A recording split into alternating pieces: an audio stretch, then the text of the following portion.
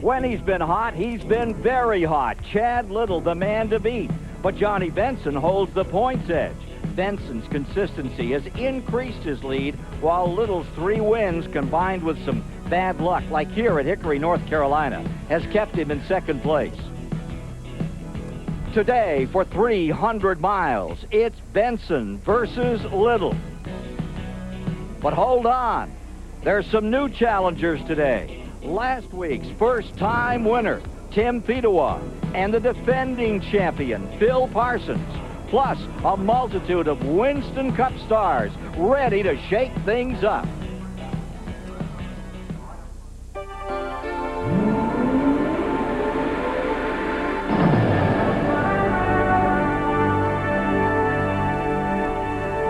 Gray, overcast skies over the 1.5 mile Charlotte Motor Speedway. Foreboding weather, they say. But be forewarned, we're in for a great race. The Red Dog 300, one of the 3 biggest races of the year. Let's meet the man on the pole right now with Randy Pemberton.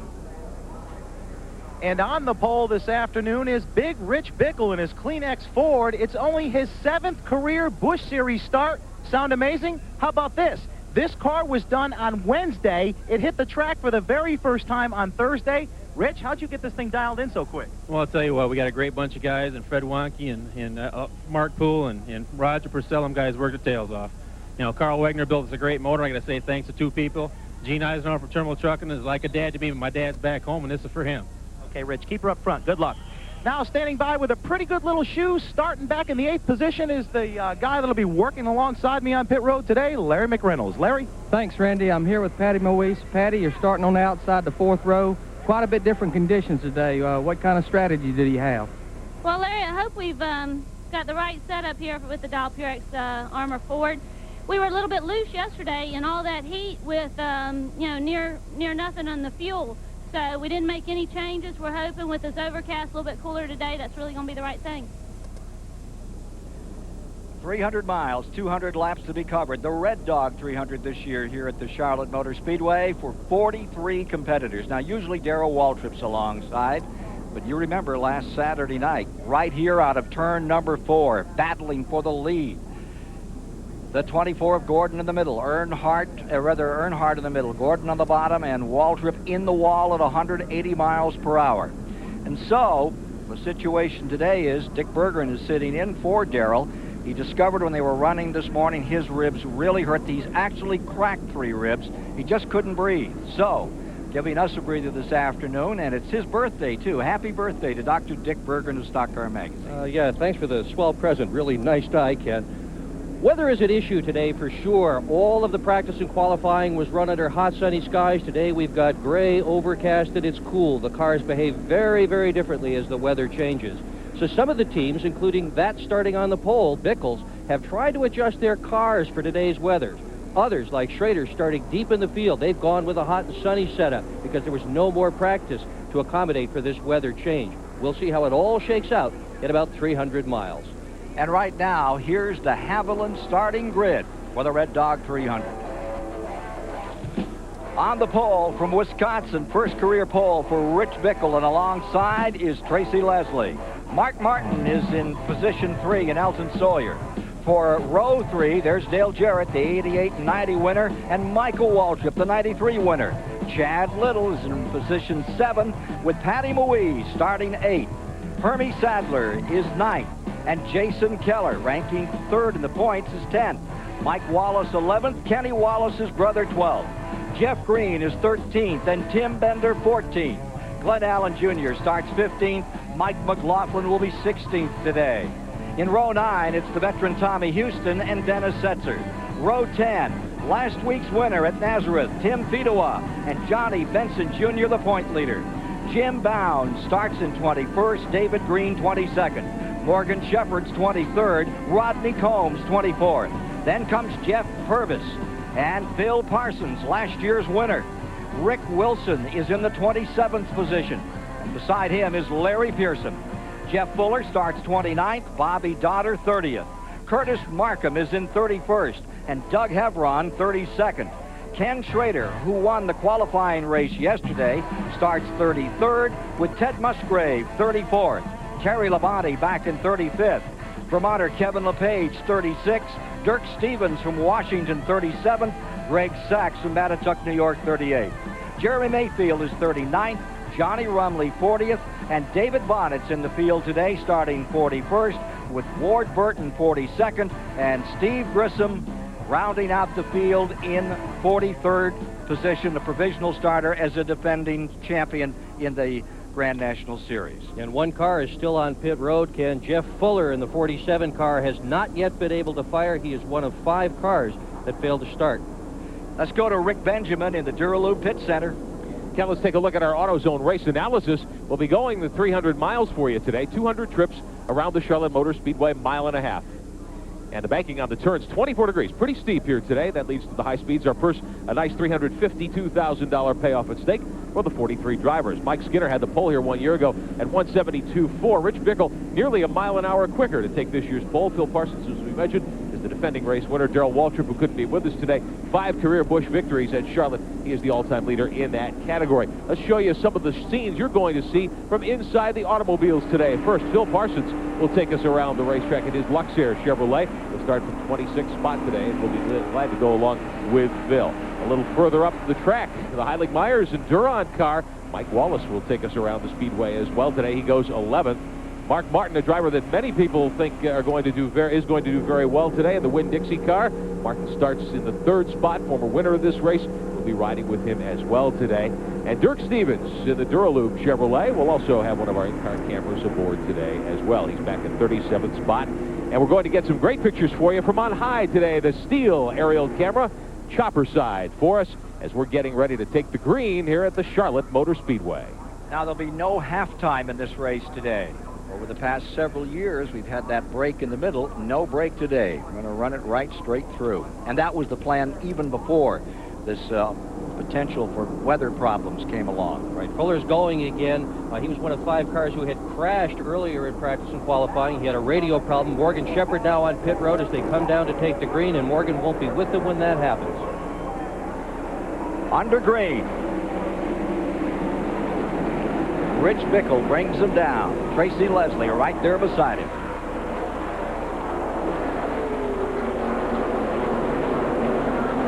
Good, clean start, and away we go racing.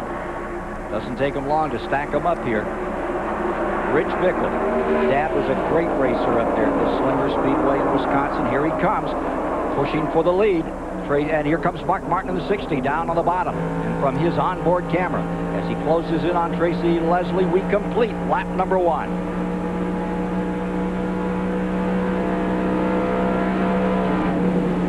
There you see Elton Sawyer just pulling up on the outside in that 38 car. Red carpet machine trying to pinch down on Martin, but not able to do so. And out of turn 2 and into the back straightaway. Martin again asserts the power of that Winn-Dixie Ford, and he's on his way. See Chad Little trying to move through there. Elton Sawyer up on the outside.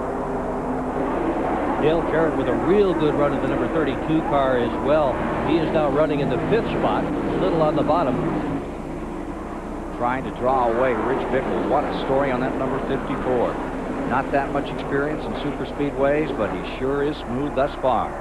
Chad Little again trying to pick up a spot here as he fights with Dale Jarrett side by side. Here comes the 23. Dale Jarrett up on the high, and there is Michael Waltrip, winner back in 93. The man who's won 3 main events this year, that's Chad Little. Back in front. Rich Bickle is there with his Ford. Tracy Leslie Chevrolet in 2nd, working lap number 4.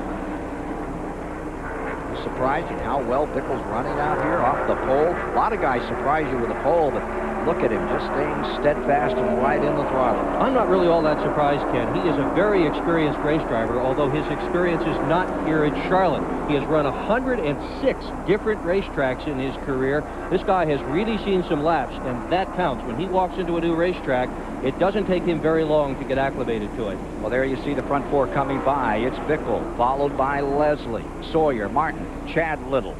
Looking further back in the field. As you get that Napa rundown here, take a look at the leader of the points, Benson, fighting his way up through. That looks like Mike McLaughlin coming to the inside and trying to make a move further back in the field. That's the 99 indeed of Phil Parsons, last year's champion.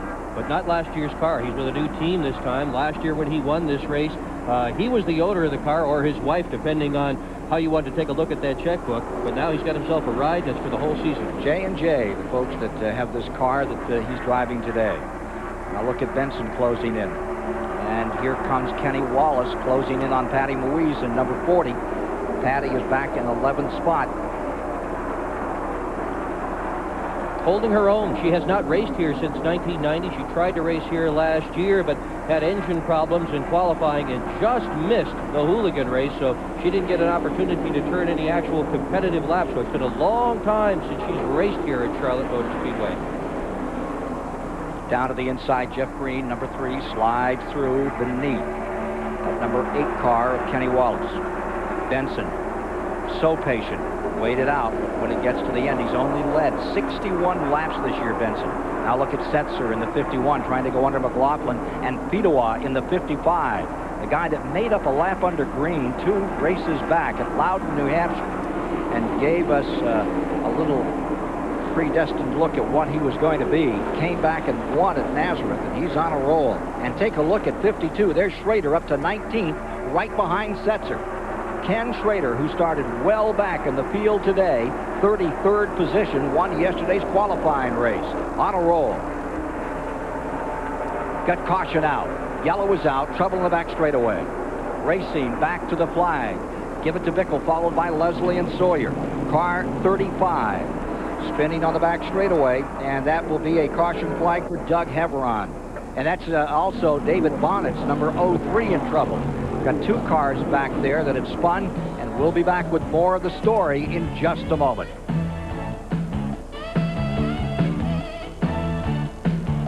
The Red Dog 300 is brought to you by Castrol GTX, engineered for greater protection against breakdown. By AutoZone, the best parts in auto parts. And by Ford and your Ford dealer. Have you driven a Ford lately? Today's cars and trucks are more advanced than ever, but there is a price. Their harder working engines can wreak havoc on the motor oil, breaking it down almost immediately. That's why Castrol GTX provides maximum protection against viscosity and thermal breakdown. So use Castrol, or your harder working engine could make things hard on you. Castrol GTX, engineered for greater protection against breakdown. Try Super Clean, the Tough Task Cleaner Degreaser from Castrol. NASCAR drivers say there's no track in the world that's tougher on brakes than the one in Martinsville, Virginia. So when they take the green flag here, they all have one thing in common: the same brand of brakes. Because without them, you can't come down this straightaway at 120 miles an hour and still make it through the turn. So which brand do NASCAR drivers use to get them through 500 laps at Martinsville? Performance Friction Carbon Metallic. And we stock them at AutoZone. Went out to buy a car. Dad said good luck. Saw my new Ford Ranger and said, son, that's a truck. My girlfriend loves the new inside. Now all she wants to do is ride. Mom sees the airbag and takes heart. Finally her boy's getting smart. My best friend pops the hood. Look for horsepower. That's good. Well, my boss says it takes the cake. A truck with anti-lock brakes. Oh yeah, my Ford Ranger's really hot stuff. Now Dad asks, can I borrow the truck? I'm Walt Garrison. No matter where or how you spend your time, you depend on your equipment. I count on my old-timer knife by Schrade for the really tough jobs. Handcrafted here in the USA, Old-Timer, Uncle Henry, and Schrade knives all have one thing in common: Schrade's lifetime warranty. So whether it's a simple chore or something that requires just a little bit more attention, be sure it's a Schrade. Schrade cutlery, built to last a lifetime. This is Memorial Day weekend on TBS. Tomorrow, it's NASCAR's grueling, emotional, monster marathon of speed. The Coca-Cola 600. Live 4:30 Eastern tomorrow. Turn to TBS. With 10 laps complete, we're watching the hook come out for David Bonnet early in the going here, bringing in the 03. Let's take a look at this incident on the backstretch.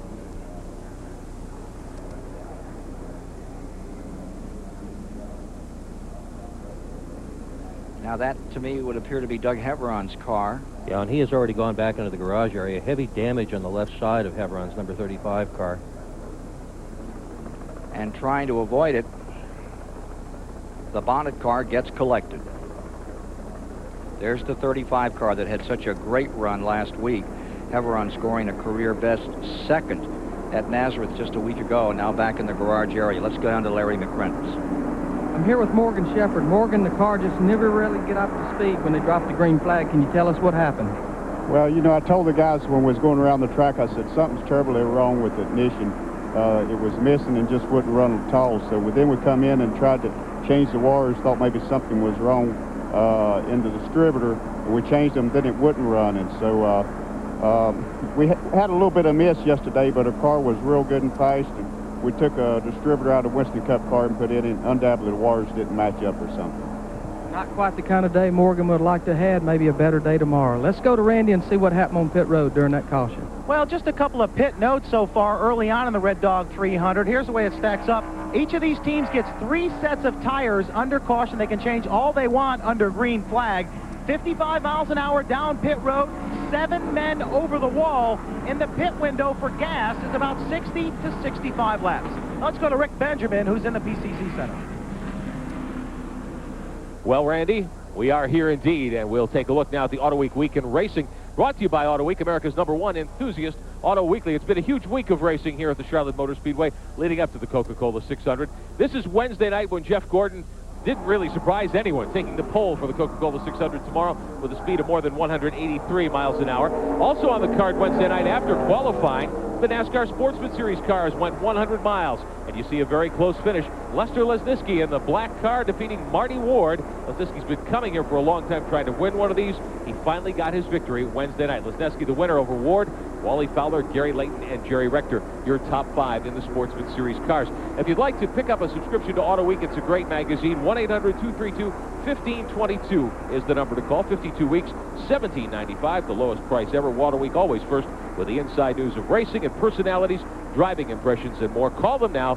Don't delay. The offer ends Monday. Ken Squire, a lot of these drivers are hoping to offer some trouble to Rich Bickle as we get ready to go green. And it looks like they're going to have some trouble getting to him the way he's been running early on, coming down to complete 12 laps and going back under green.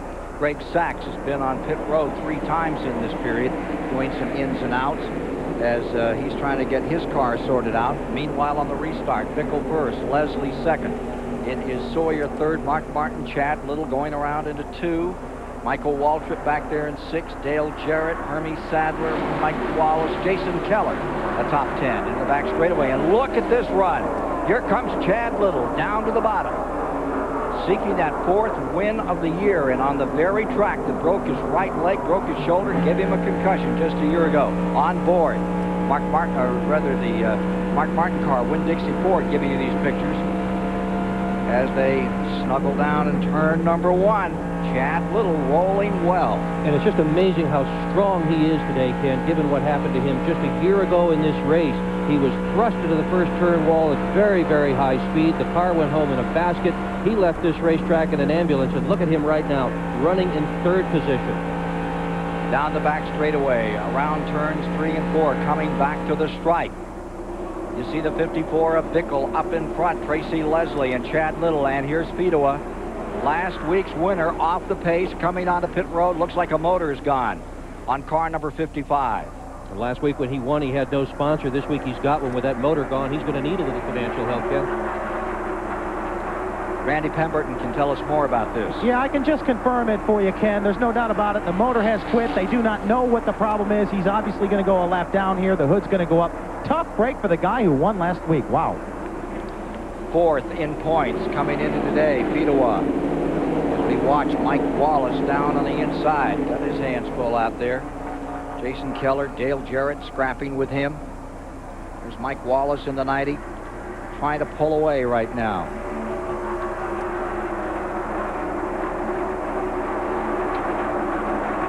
Boy, the Jarrett car just streaks up the outside. He's got a lot of motivation to run fast. Things are not going well in the Winston Cup garage for Jarrett. This is a very good chance to win for him here. 54 in trouble. Rich Bickle, the pole sitter, on to pit road. You saw him slowing down. Now he eases up onto the pit road, and Randy is waiting for him. Well, he had just radioed Roger Purcell. His crew chief said something's gone wrong with this. They had a vibration, evidently. They're going to go ahead and change 4 tires. Yep, they definitely have confirmed. They think it's a flat. I think it's a flat on the right side. We don't know if it's the right front or the right rear. They're going to go ahead and change all 4, supposedly. We're on the right-hand side. Here they come around the left. He's getting ready to go a lap down. Boy, this is unbelievable. The car was running so well. Good pit stop for him so far, though. Out of that rough and tumble Wisconsin circuit. His dad, a great racer up there. Rich trying to make this run and having trouble at lap 15 was when he came in. Meanwhile, Tracy Leslie and Chad Little stay up in front. Ken Schrader has come to 12th. It was a 32-second stop for car 54. Now rolling once again. Tracy Leslie in that first spot, and look at this battle. As you see them coming back to the line, here's one of the outstanding new runners, Jason Keller, giving it all he's got as he goes up against Jeff Green in number 3. Green new to Earnhardt's car this year. He's only got 1 top 5 finish. That does not, however, reflect how strongly he has run. He dominated up in New Hampshire before he got himself into some problems and then finally lost an engine. Look at Grissom coming along in the 29. What a run he's giving from dead last up to 19th. He was one of the cars that was not fast enough to qualify through time trials and set to run the Hooligan. Dropped out of that. He's in by a champion's provisional. 23 cars started that qualifying race. 10 got slots.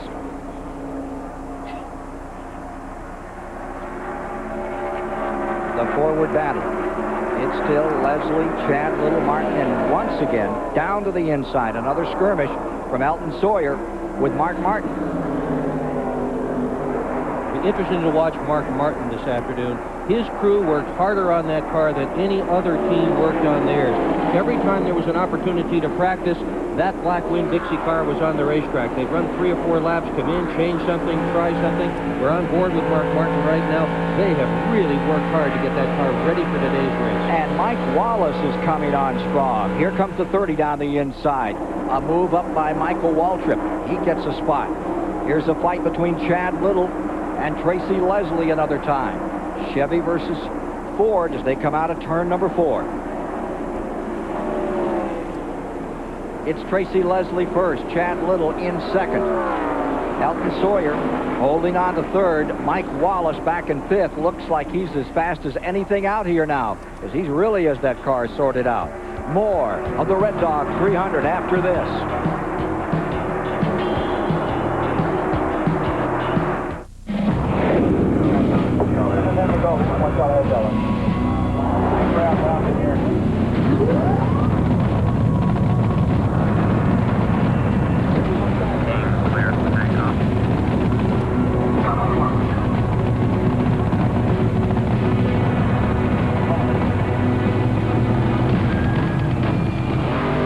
Budweiser King Top Fuel Dragster. Who says you need wings to fly? When the job is tough, you need the best. And when you need the best, you reach for Channel Lock. For the power. The precision. For just plain counting on, there's only one. Channel Lock. Be sure you're getting genuine Channel Lock tools. Look for this trademark. Splitfire won a United States patent. It's clearly different, but is it really better? Some of the toughest judges in the nation conducted trials and published their verdicts. 5 extra horsepower by merely installing these plugs. A 4.8% gain in mileage. Quicker in the quarter mile. There's nothing like a Splitfire. You'll get more power and more mileage, guaranteed. You'll get it all for your money back. Some people can't afford to worry about the fuel in their tank. And when it comes to consistency and quality, their demands are among the toughest in the world. That's why most major domestic and international airlines depend on Citgo. And with more than 13,000 locations across America, you can depend on Citgo too. Citgo, the sign of quality. Back in 12th spot, they are slugging it out. Rick Wilson in the 75 is in the 12th position. They've been hugging each other 3 deep around the corners here. Here you see Johnny Benson down to the inside. Grissom, he has been flying up through the field, and so is Schrader. Take a look just a moment ago. This is a replay. Whoa. This is just hang on to your heart right now. Look at this on the bottom. Grissom hanging in there. Look at how tight they are. Jeff Purvis getting boxed up, slammed around at 175 miles an hour. Part of this is these guys know you can win this race from the rear. In 1990, Sterling Marlin started 32nd and won. In 91, Gant won the Hooligan, started 33rd and won one of these races at Charlotte. In 93, Earnhardt won the Hooligan, started 35th and finished 3rd. We've got trouble. Benson. Oh, Benson backwards. Oh! Takes Wallace. Wallace on fire going through turn 1. Hard hit. It's still going on. Point leader. Benson all torn up. Came in here with a healthy lead in the points. He's going to need it now. There you see Setzer's car. And the 43 also coming to rest on the bottom of the track. That's Rodney Combs. In the Richard Petty car. Those cars are really torn up. Combs out of his car now. Caution on the speedway.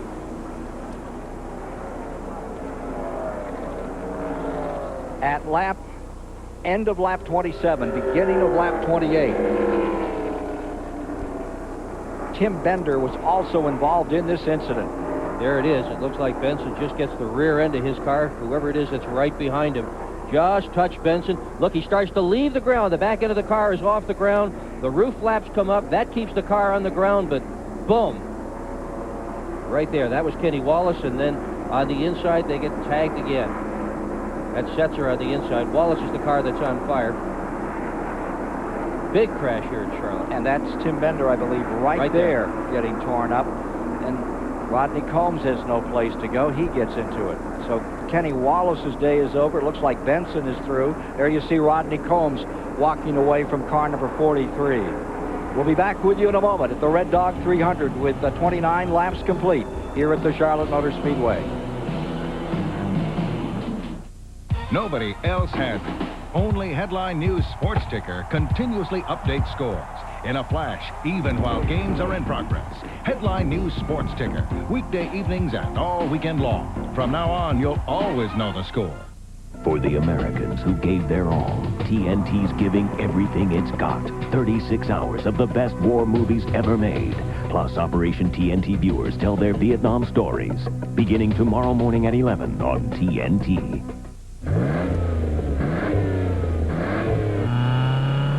With new spark plugs, you get improved performance for a while. But only Bosch Platinum has a pure platinum center electrode that's heat fused for an airtight seal. So Bosch Platinum reaches its self-cleaning temperature faster for full engine power over a longer performance life, which means you'll replace a lot of other things before you change your Bosch Platinums. Bosch Platinum, the ultimate spark plug.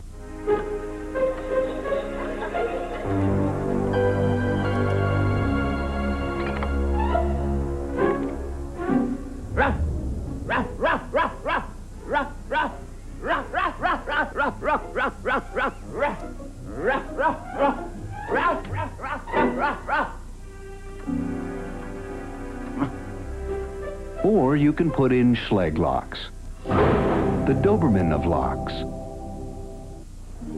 Hey, Gwen, could you get more straws, please? Sure, no problem. Uh-oh. Wow! What secret lies beneath McDonald's? The dynamic deals start Tuesday. Leave it to Peerless Faucet to create a shower so smart, it can not only sense when a toilet has been flushed, it can also adjust the water temperature accordingly. Scald Guard technology by Peerless. Get more out of your faucet than just water. Welcome back to the Charlotte Motor Speedway. You're looking at just some of the carnage. We've had a huge wreck down into turn number 1. Several cars involved. Busch Grand National Series point leader Johnny Benson Jr., who many thought would have a great run today, causing a lot of that. His car got sideways, loose, lifted off the ground, came back down, and a lot of other cars got involved as well. We're working toward lap 30 of 200 today in the Red Dog 300. Ken Squire, you've got a special guest to help us look at some of the different angles of this thing. Yeah, he had a little spare time on his hands before a happy hour out here today. We're delighted to have Rusty Wallace, former 600 champion, along. Just watched your brother march back to the emergency wagon. You look a little down in the face there, fella. Well, I just left the condos. I came up here to speak to you guys, and I walked in and he wrecked. So it's a bad feeling. You know, I get that question asked all the time. What's it feel like to race against your brothers? Well, this is the low when they have a problem, you know, after they're running pretty good. So let's take a look at the replays and take us through them, Rusty, of what we've seen here in this incident that's torn up several good cars. Well, I tell you what, it just looks like the car, the white car behind Benson just got into Rick Wilson. Rick Wilson just got into Benson right there and got him sideways, got him loose, and at those speeds, I mean, it's very, very easy to get out of control, and he's wobbly. You can't get it back straightened out. Thank God when he gets around at this particular angle, the critical angle we call it, the roof flaps deploy right there. But I'll tell you what, he's coming over at a high rate of speed up towards the wall, and the cars behind you just know where to go. And there's Kenny right there, and bam. That's all there is to it. You know, it's tough to get out of that particular type of situation, and the fire concerned me a little bit, but it distinguished itself real quickly and went out, and it looks like everybody's safe. That's just a line burning off the fuel line? Yeah, he's probably knocked the fuel line off or an oil line or something. As quick as that flame went out, it had to be something minute in front. Another look, and there's the touch. I tell you what, the thing that reminds me about that looks like an Earnhardt and Wallace move at Talladega, except the roof flaps come up and kept the kid on the ground, and that's the great thing about these things. Setzer almost made it through the hole. Tim Bender did too. And he's about to catch it right here. Bam, that's Bender. He crashed out the last time he was here at Charlotte as well. And Combs right after that. Let's go down to Randy Pemberton. Well, Johnny Benson is walking behind pit road. We stopped you. Johnny, what happened? I don't know. I guess first time I spun out going down the straightaway. I think somebody got in the back of us or side of us a little bit, and tried to save it, but that Lipton Team Monte Carlo just got a little loose on me too much, and it was pretty good though. I was really hoping for a good race here today. We've talked about it before about having a lot of luck. You were back in the pack today, wasn't it? No, it was. I could have used a little bit more luck going down through the grass, but I tell you what, you know, this whole team's been doing great. We'll bounce back from this. Everybody's just real happy to be having such a good year, and we knew this was coming. And hey, you know, we got next week. We'll be fine. Okay, good luck at Dover. Larry McReynolds. Rodney, can you tell us what happened from your vantage point? Well, Larry, you know, started 24th in the WCW. Tracy Lawrence car was going awful good. You know, sports design car we care. You know, come up to 13th, 14th there. 4 or 5 cars was looking for that wreck for 4 or 5 laps. You know, I mean, we're 30 laps in this thing, and everybody beating and banging. You know, and, you know, nothing against the guys that come on the other side over here, but, you know, we all need to give and take. And, you know, I had been doing it, and they just wasn't giving and taking. Same thing we talking Evers drivers meeting. Hey, guys, let's get this thing underway and race the last 50, not the first 30. And, I mean, they was looking for that place, and they found it, Larry. I hate it for, you know, for my guys, new car, Richard Petty, but we ain't giving up. Man, we're strong, 16 points. We want to leave out of here third, but we're in here. I doubt if we get back out, Larry. It's pretty bad. Hit pretty hard. Back up to you, Ken. Okay, they're picking up the damage, and we'll take a quick break and then be back. We're at lap 33 here at the Charlotte Motor Speedway in the running of the Red Dog 300 as you watch car number 59 come in, and we're going to stay here with it just about getting set to go again. So we won't take that break right now. Stay right here and watch them get ready to crank it up. And we have an opportunity to talk to the car owner of that number 43 along with Richard Petty. Tracy Lawrence is here. Only the good die young. That was a good car, and it died real young in this race. Well, you know, I kind of walked up here, too, and just looking at from the vantage point out here, we looked out there and figured out that we were involved in the wreck. It looked like Rodney tried to go down on the grass and avoid the whole thing, and just couldn't slide around and avoid the things that were ahead of him. He just couldn't make it through. Well, this is the Charlotte Speedway, and Tracy's down on Speed Street tonight. Big concert this evening here in Charlotte, North Carolina. Yep. Well, we're looking forward to being on Speed Street right after this race is over. A big special 2-hour show here on TBS. So stay with us. And Tracy Lawrence, whatever got you started in racing? I've been a big race fan for a long time, and I had the opportunity to do a video here at the Charlotte Motor Speedway a couple of years back and met a lot of the people and just kind of fell into it and really enjoyed the involvement. Well, okay. Bad luck today. Maybe better, as they say, you know, next time. Well, we hope so. We're just glad nobody got hurt. Here we are, ready to take green as you watch Tracy Leslie, number 72, bringing the field down. Chad Little right there in second. Elton Sawyer third, Michael Waltrip fourth, Mike Wallace fifth, Mark Martin, Dale Jarrett, Jeff Green, Hermie Sadler, Jason Keller, and Ward Burton as they streak off into turn number 1. Wallace had passed the 30 car, Michael Waltrip, well before they got to the flag stand. Boy, the points are going to take a wrap here. 231 points separated first to second, and Johnny Benson had that advantage. Goes away in a hurry, doesn't it, Wallace? I'm telling you what, darn right it does. I'm living proof to say the most wins don't always win the championship, and things like this make a big difference. You've got to finish these races. These guys are going to have to be patient this first part of this race if they want to finish this thing. We were talking just before we came back and had that incident. We're now at lap 35, complete working 36, Rusty. Your brother Mike out here in car number 90, that black and aqua-colored car, third place now. Made up. Look at this side-by-side racing. 3 wide. That usually doesn't work. That usually doesn't work. The guy in the center is the guy at the disadvantage, but he goes off in that corner. There's no air on the left-hand side or the right-hand side of his car. He's in big trouble. Look at Grissom down on the bottom. There we go. Oh, and man, we just called it, and there it goes. Hermie Sadler in the 1. Rides it into the wall right in the center of the 3 and 4 turn area. Back to the line they come streaking. And this time across, it's Chad Little out in front. You know, this vantage point up here is unreal. You almost wish you could go down to the drivers and say, no, don't do that, don't do this, because you can almost see it happening up here. And you were the one that wanted to stay in your suite all afternoon. Well, I'm getting excited now. All right, tough break for Sadler in car number 1. We'll take a break and be back. Incident in turns 3 and 4 brings out another caution. This at lap 36. Every day, we all find a way. A promise made, a promise kept, giving it our best. America's most complete source of auto parts, a national warranty program, and customer service only Napa can give. No wonder more people trust Napa to keep their vehicles running. We keep America running. We keep America running. Coast to coast. From small communities to urban America. By building on the success of local independent businesses, this once little-known company has quietly grown surprisingly big. In fact, today it serves you at over 13,000 locations across America. More than any of these companies you already know. Citgo, the sign of quality. It's Racing Roundup. Welcome Phil Parsons, driver of the number 99 Luxair Chevrolet. Phil, ready for the big race? Don't think I'm going. What?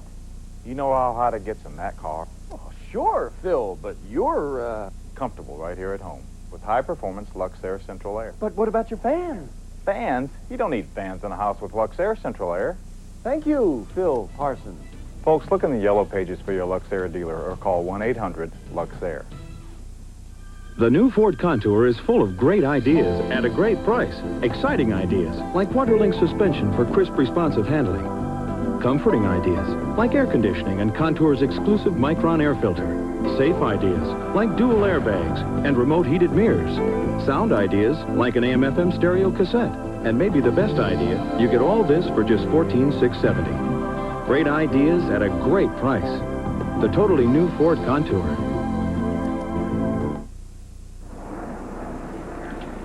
One lap and we'll be back under green after this latest incident that saw Jason Fuller get into the side of Hermie Sadler up here in the 3rd and 4th turn. Rusty Wallace is along. Boy, you called this one about 6 seconds before it happened. Well, you just can't put 3 cars in a 2-lane racetrack, and we were just talking about aerodynamics, how vulnerable the center car is. He went in the corner and just lost it and got up into the one car, and an accident like happened. So I tell you, it's a bad deal, but you know, I've been in that position many times. You live and learn. What's it feel like when you're stuck in the middle like that? When you get in the middle like that, Ken, you just lose all the aerodynamic downforce. You got to have air coming down each side of the car to get to the rear spoiler. And when you're that tight, the air can't pass to the rear spoiler, and the center car really loses control. The 57 car was in a very, very tough situation because his car was not on the ground. His car wiggled, it got up into the one car, and that was it. Let's go down and talk with Hermie Sadler right now. Well, they're tearing away the rear sheet metal. Hermie's climbed out of his car. You're going to put some of those DeWalt tools to work on this one. This is a real shame, Randy. I tell you what. It's a 200-lap race, and you don't need to be racing like that with 38 laps into the race. I was just on the high side, waiting for things to settle down a little bit, and somebody jumped down 3 wide, and I think, knocked the 57 up into me, and, you know, you can't control a car running that fast. It's a shame for these guys, man. We come back every week with a strong car and can't get a break. I want to thank DeWalt again, people, Sitco Chevrolet. This is just a, you know, bad deal. You think one day the stuff will turn around, but we just don't need to be racing like that early in the race. It's a shame. Okay, as we go back to green, quickly to Larry McReynolds. Okay, what was bad luck for some, the caution was good luck for others. The Elton Sawyer handle was starting to go away on the car. They had a flat right rear, so that caution enabled them to get in here and get 4 fresh tires and go back to racing. So that's one to watch for sure, Larry McReynolds. Thank you much. You watch Chad Little jump out in front, and here comes Bickle ripping back through. But remember, he's laps down after that unscheduled stop early. The 60. Mark Martin up on the outside. Here's Michael Waltrip coming with him as they continue to battle for fourth. Mark Martin's camera giving you that shot. Winn-Dixie number 60. As he slides back a spot, Chad Little still stays in first. Tracy Leslie in that second spot. Now, getting ready to do some muscling is Mike Wallace down to the bottom. He has been quick all day in car number 90. On board with car number 90. The Wendy's in-car camera giving you the shot as Mike Wallace tries to overhaul the leader, Chad Little. Chad's led 10 of 11 races this year. And he's won 2 races in the very car that is right now leading here at Charlotte, Ken, and he had a couple of near wins this year. We start counting out the season he's had, although he's had 3 wins. He might have won Hickory right at the very end. He got taken out. At Atlanta, he was leading with about 20 laps to go. They lost a rocker arm, so they're looking at this 9-race-old season and thinking, maybe we could have won 5 by now. Well, by the time it's a 10-race-old season, maybe they will have won 4. The Duron Heilig Myers Ford of Mike Wallace closes in on Chad Little's number 23. Mike's best finish this year was 3rd up at Loudon, New Hampshire on the mile. I'll tell you what, Ken, I'm looking at Mike right now. I've talked to him earlier. He said, you can't believe how good it feels to have a Yates engine in my car. When they're working really hard on the handling of the car. Boy, the thing in the straightaway is a bullet, and he really appreciates the Robert Yates engine in that thing because it's really got a lot of power, and he's able to maneuver good with it. Got a car in the wall up in turn 4. Ooh, David Green, defending champion, hard in the wall. He slid along about, what, 800,000 feet? He slid a long way, but I tell you, it's a great driving job. I mean, the guy could have got off the wall, got down in front of that traffic, and that shows he was really quick thinking there to hold up in the wall, hold a lot of harm's way. So we've got, what, our 3rd caution of the afternoon? And they're racing back now, Ken. This 4. Back to the stripe. Ooh, around that car, and you're on board as they come across. Little will be there. Bickle trying to make up that lap. He was only 1 lap down. He's trying to get back into that lead lap. He made a good run, but it wasn't close enough. So we'll be back for the replays. Take a bit of a breather after 4 caution periods thus far. We're at lap 44.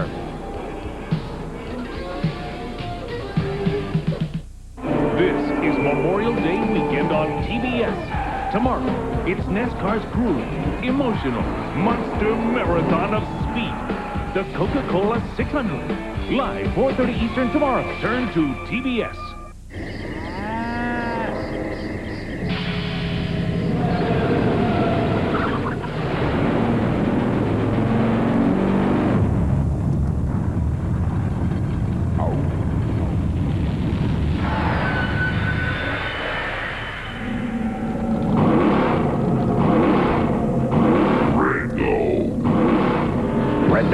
As Kenny Wallace and the Red Dog Thunderbird, turning speedways into dog tracks. Today's cars and trucks are more advanced than ever, but there is a price. Their harder working engines can wreak havoc on the motor oil, breaking it down almost immediately. That's why Castrol GTX provides maximum protection against viscosity and thermal breakdown. So use Castrol, or your harder working engine could make things hard on you. Castrol GTX, engineered for greater protection against breakdown. Try Super Clean, the tough task cleaner degreaser from Castrol. Every morning I wake up starving. I must feel that dreaming. So I go to Burger King for a croissant sandwich with ham, egg, and cheese, plus hash browns and coffee, all for just $1.99. $1.99? I must still be dreaming. Breakfast at Burger King. Peerless Faucet didn't come up with the idea for a spout long and high enough to reach over and into large objects. We merely adapted it for the kitchen. High-rise faucet designs by Peerless. Get more out of your faucet than just water. Join TBS for an incredible look at America's lifelong obsession with the automobile. Driving Passion. Sponsored in part by Midas. 8:05 Eastern, Tuesday, exclusively on TBS. Promotional fees and consideration have been paid by Auto Week, America's only enthusiast weekly. For a 52-week subscription for only $17.95, call now, 1-800-232-1522. And by Liquid Wrench with Teflon, the non-flammable spray lubricant with thousands of uses around your home, shop, and car. And by Winn-Dixie, the low-price leader. We're at lap 46. They're picking up David Green's number 44 after it slammed hard into the wall. Here's Tim Fedewa on pit road, last week's winner at Nazareth, Pennsylvania. Fuller has just been in. Greg Sachs in a couple of times. Tommy Houston has pitted. And let's take another look at what happened to David Green. He's already up in there pretty solid. He's up in it solid. The great thing about it, Kenny, he's up against the wall. He's keeping it up there because these guys are 180 mile an hour underneath him. If he comes across the track, I mean, it could be big trouble. He did a great job holding it up there. Here's Randy with an update on pit road. Well, just a couple of crew chiefs I caught up with. Mike Wallace, 4 tires, fuel, a half a round of bite out. This Rusty Wallace can relate to. A lot of guys taking a little bit of wedge out of these cars. Of course, with the cloudy conditions, they want to loosen them up just a little bit. The 57 car as well, 4 tires, fuel. Michael Waltrip, he took on fuel, a round of wedge out. Larry? In the Mark Martin pit, they took on 4 tires, and like some of the other leaders, they did take some wedge out, screwed off on the left rear jack boat. The Dale Jarrett car took on 4 tires. The big point here was that put Elton Sawyer, who had just pitted a few laps ago, at the front of the pack with virtually fresh tires, just like the other leaders. And Larry, not only did it put Eldon first, it put his wife second. Haven't seen that before here at Charlotte. You've got Mr. and Mrs. running 1 and 2 as they come by. Patty Louise up to second with Jeremy Mayfield third, Curtis Markham fourth, Chad Little back to fifth, Mike Wallace now 6th, Martin 7th, Dale Jarrett 8th, Dirk Stevens 9th, and Michael Waltrip is showing 10th. So we're still under caution from the 4th caution of the day. You saw David Green. Looked like he got his bell rung pretty serious there, Rusty. Yeah, I'll tell you what. You know, you guys are always asking me what's it like to be out there with brothers. Yeah. I mean, that's a tough one, but how you like to see your wife in your rearview mirror and you're worried about all these guys ganging up on her out there? I mean, it's got to be a tough one.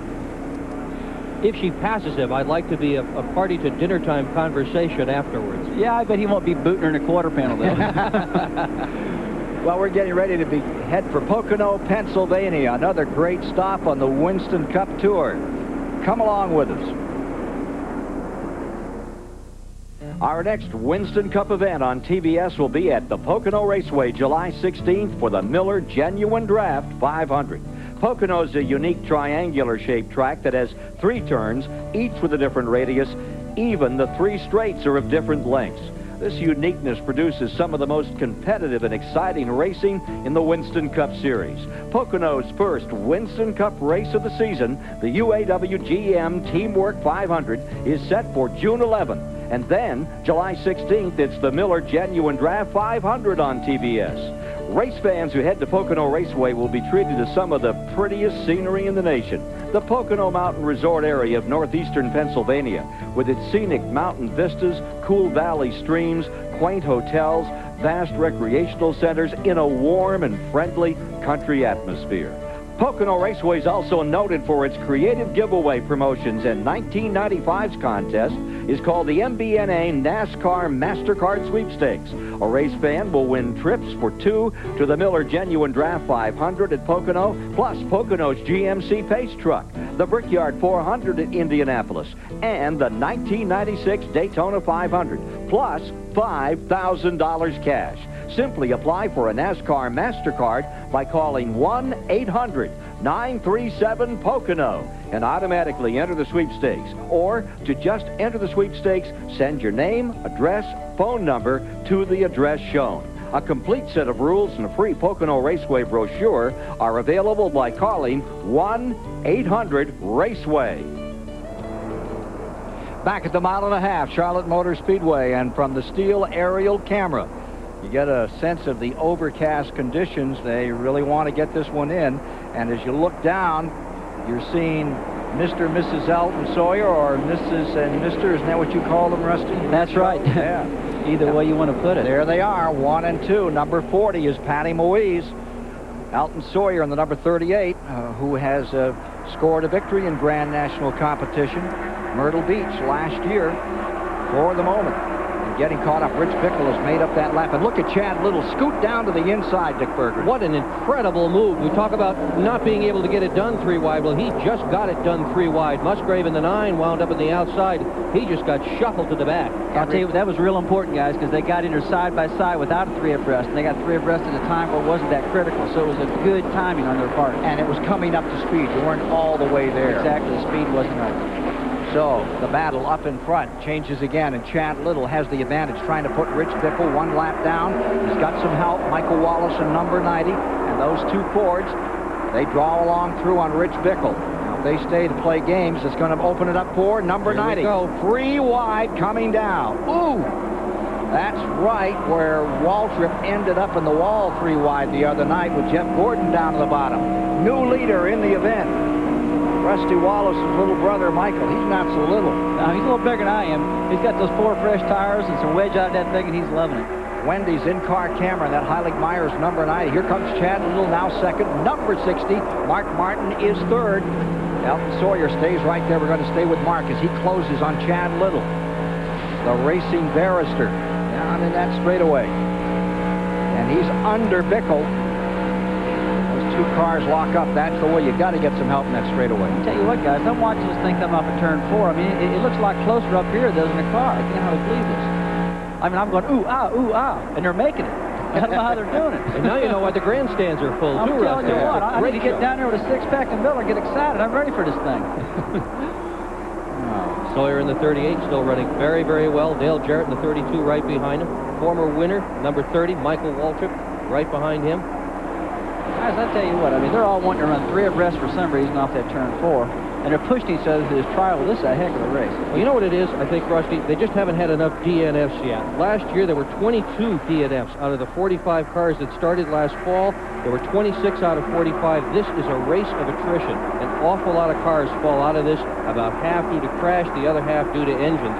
This is a very, very tough event. Yeah, it sure is. I'll tell you, these guys just need to calm down a little bit. They're all fast, and they're all going, look at that right there. I mean, they're bumper to bumper. You're telling them to calm down? Yeah, but I'll tell you, I don't believe that. I'm going to be a driving coach. I wish I was hooked up all these guys down there. Oh, yeah. Alton Sawyer 4th. Then you see Dale Jarrett 5th. Michael Waltrip right there in 6th. Let's go 3 wide. Yeah, they're going to. They heard you, Rusty. They heard me. Okay, let's see who makes out of this one. Sawyer was very wise. He backed out of there. Earlier, Chad Little did the same thing. Not so bad going 3 wide until you get to the corners, and at that point, somebody's got to back down or there is going to be another crash. That number 3 stays right in there, mixing it up. Green having a terrific run. I'll tell you, another one that's really impressive is Musgrave, who started way back on the field today, all the way outside. Let's go to Randy Pemberton. I'm standing in front of the infield care center. David Green has not yet come out of there, but they do have some initial reports saying that he is fine. He's just trying to clear the cobwebs. I was handed this as I was running down pit road. Piece of a brake rotor came out of the front grille of Greg Sachs's car. The rest of this brake rotor caused that wreck up there a little while ago. I'll tell you what, that's a brake rotor. That's one thing you don't want. I had that happen to me at Atlanta last year, and it tore the whole rear end out from under the car. It was a terrible deal. When you get one of those things coming at you 200 miles an hour, you don't want to get in the way of it. Watching up in front for a moment with Mike Wallace and Chad Little, 1 and 2. This at lap 56. Mark Martin just behind them in 3rd. As they come out of turn 4 and sweep down to complete the 58th lap. There you see the standings. You know, yesterday, all these cars set up in the heat. It was real slick. It was real hot. We've got cooler conditions, overcast skies. Everybody's taking wedge out of the cars and loosen them up so the front end sticks better and turns better. I think as the race goes on, you're going to see the competition change around after these guys get these cars adjusted and get them in better shape. Rusty Wallace with us up here topside. You'll be in the 600 tomorrow for all the action. Be right here about 5 o'clock. We've got another car in trouble. Big smoker. That's Michael Waltrip's car that had been running in 5th position. And they put out the caution. That'll be for the 5th time this afternoon as Waltrip erupts one. The Pennzoil Pontiac comes apart just in turns 3 and 4. Michael Waltrip slowing it down, and I guess he has scattered not only engine but oil, and they are putting out a flag. Let's go to Larry McReynolds with Tommy Houston.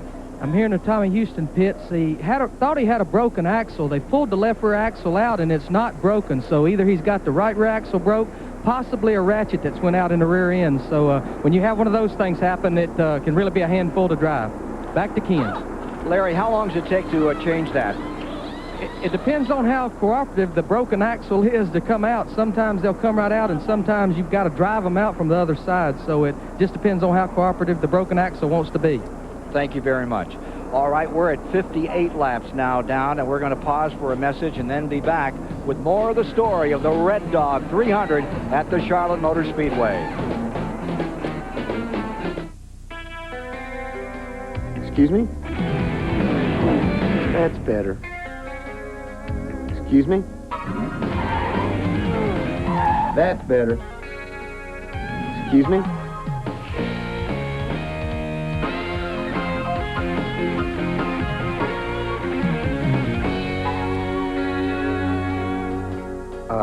Excuse me. There's nothing better than a steak from Winn-Dixie. No matter where I park, it draws a crowd. It's a 55! It's a 55! 55. 55. This is one of the last real classics of our time. What do you think of the bumper, huh? Everything's original. And I take care of it myself right down to the oil and the Purolator filter. Pure oil now! It's a 55! So when someone asks me how I've kept up the engine, I just show them the Purolator. Purolator! I don't think it all fit. Legends live. 55! Purolator! One engine was filled with Castrol Syntec, a full synthetic oil, the rest with conventional oils. They were then drained and started without oil to prove a point. You see, Syntec has a unique molecular structure that bonds to engine parts. Lab tests show it leaves a layer of protection far stronger than conventional oil. And if Syntec protects this well now, imagine if you leave it in. Castrol Syntec protects in ways other oils can't. Try Castrol Syntec, now also available in a 10W30. When it comes to roping a steer, folks in Grand Junction, Colorado will tell you that Ron Markin can ride with the best of them. And when it comes to overhauling an engine or rebuilding a carburetor, well, he can do it all. You see, when Ron's not riding a horse for fun, he's turning a wrench for a living. So he buys a lot of parts, mostly from AutoZone. Sure, there are other parts stores in town, but Ron knows that when you want the right part for the right price, there's just no place better than AutoZone. And we are back at the Charlotte Motor Speedway with now 60 laps complete. And at present time has Mike Wallace in front, Chad Little in second, and Mark Martin here in the Winn-Dixie car in third. How about it, Mark Martin? How's that car working? The car's pushing real bad right now, but we're going to have one more stop here today, so we'll get some wedge out of it, probably get it freed up a little bit. These guys are running really good out here right now, and I'm kind of struggling along, just biding my time. All right, well, we'll watch you bide your time here. Good luck. Thanks. As they get ready on a restart, Bergen is saying that 60 is the one he wants to watch out here today. That's a real fast car, Ken. That car last year won at Darlington, was second at Richmond, won Rockingham, second here at Charlotte, and Mark really knows his way around here. Down for a start as they complete 61 laps. Mike Wallace leads them down. Chad Little in second, Martin third, Dale Jarrett fourth, Jeff Green fifth, Larry Pearson sixth, Purvis seventh, Keller is eighth, Rick Wilson is ninth, and Ward Burton in 10th. Away and running once again. Well, I can't imagine what kind of day Bickle would be having had not the earlier problems. Wisconsin racer. Remember all the trouble he had at Daytona all day long? He had trouble in the pits a couple of times. He still had a great run down there. I'll tell you, the pit crew does everything for you. I mean, it's really, you got to have a total team effort. You miss the pit crew, you're really missing a big part of it. Bickle's given 10% of his winnings away to charity today, by the way. 10% of the gross, not the net. To whom? One of the charities that they're interested in. It's a kid thing. So it's back straight away. Watching Mike Wallace stay in front and trying to get away, and here comes Jeff Green down to the inside as he makes this move on Dale Jarrett. Is it still as rough up there in 4 as it's been in the past? It's really not, Ken. The track is really in wonderful condition. It's smooth in both ends. You can run high, low. In fact, in the Winston, at the end of the Winston, my car was really working wonderful at the top of turn 1 and 2. So it's not the old track for sure. It's a lot better. Car number 3 going for 4th position. Jeff Green, and look at him again, 3 wide, making a Wallace move. Purvis on the bottom, gets it done. Larry Pearson with that sprained wrist in the middle. Can't be much fun out there for 200 laps. It's not at all. Trust me, you wouldn't want to be racing with a sprained wrist. You know, I had a broken wrist a couple years ago after that accident, and I got the car sideways coming off of turn 2 and could never recover. And the wrist really could be a problem. And he's having trouble with it here too. He's tried several different casts, splints, that kind of thing to make himself a bit more comfortable. It's just not easy to drive with one hand. Well, the key today for him is just take it nice and easy. Don't put yourself in a predicament you can't get out of. And he's doing a good job of that. Larry Pearson, number 92, in 7th place, the Stanley Tool car. Last year's winner, Phil Parsons, is now on pit road.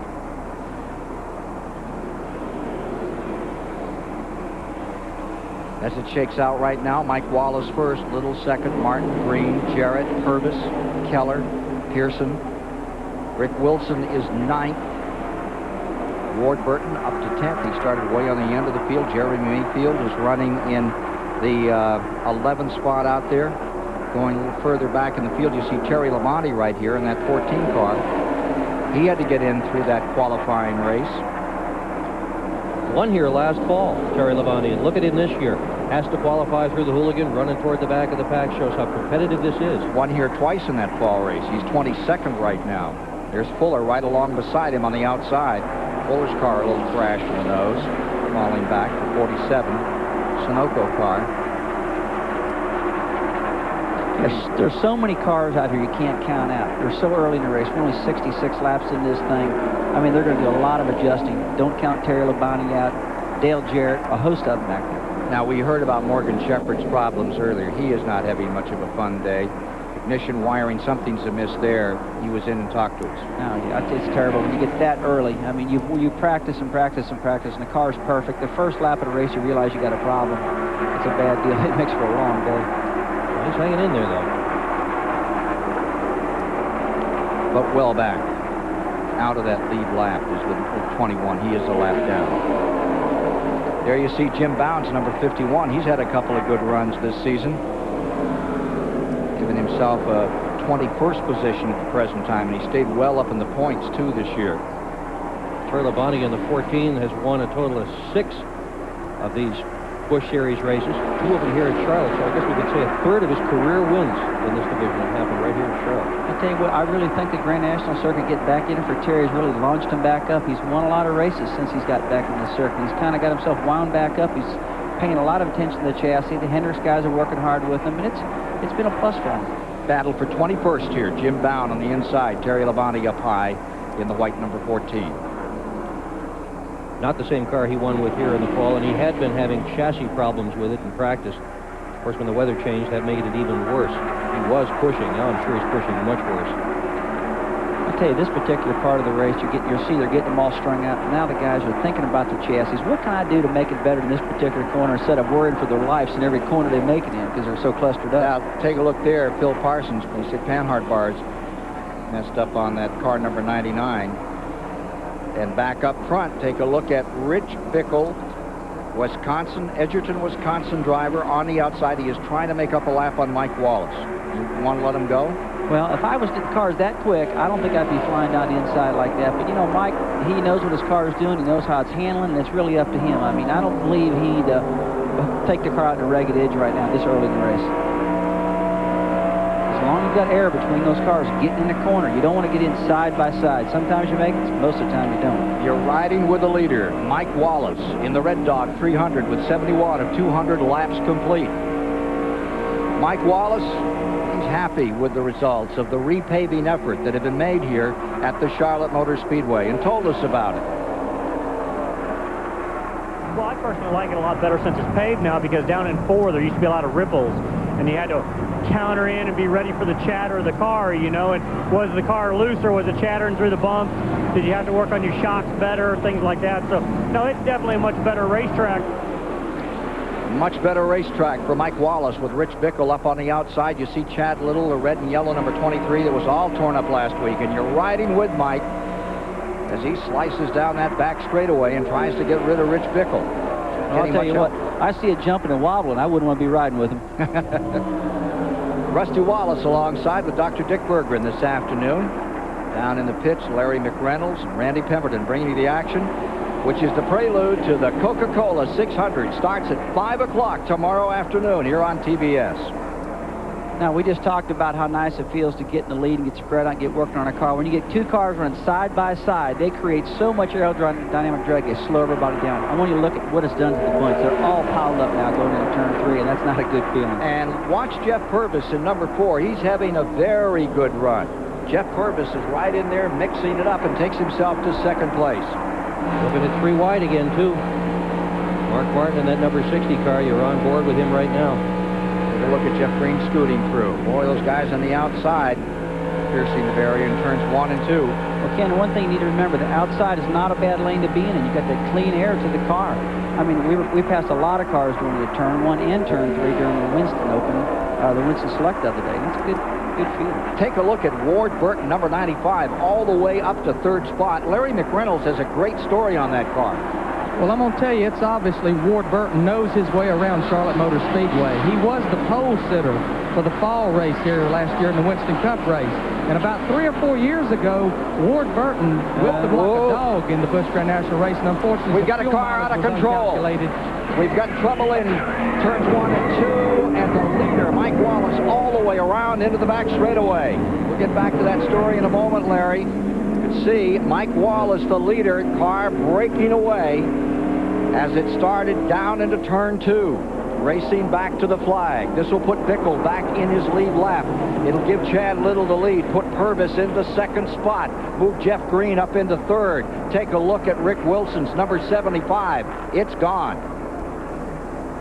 I'll tell you what, you know, we talk about it. You can't go in these corners side by side like that. It just doesn't work. It's just a classic case of losing the air. And only time and only experience and that happening to you will teach you. Here's Mike Wallace bringing that car on pit road as we're in the 5th caution period, 6th caution of the day. Back in a moment. The Red Dog 300 is brought to you by McDonald's. Have you had your break today? And by Castrol Syntec, the full synthetic motor oil. You know, I got no problem with a dog being tough, but you gotta control it. Stop right there. Yo, Shep, be cool. Some dogs have been trained to be antisocial. It ain't their fault. Come on, boys. You're acting like fools. See? How you doing, Red Dog? You got the goods. You don't have to prove it. Red Dog beer. Bold yet smooth, easy to drink. My friend, you are real brave. Or real stupid. Hey, Gwen. Could you get more straws, please? Sure, no problem. Uh-oh. Wow! What secret lies beneath McDonald's? The dynamic deals start Tuesday. The car on the right was filled with Castrol Syntec, a full synthetic oil, the other with conventional oil. They were then drained and started without oil to prove a point.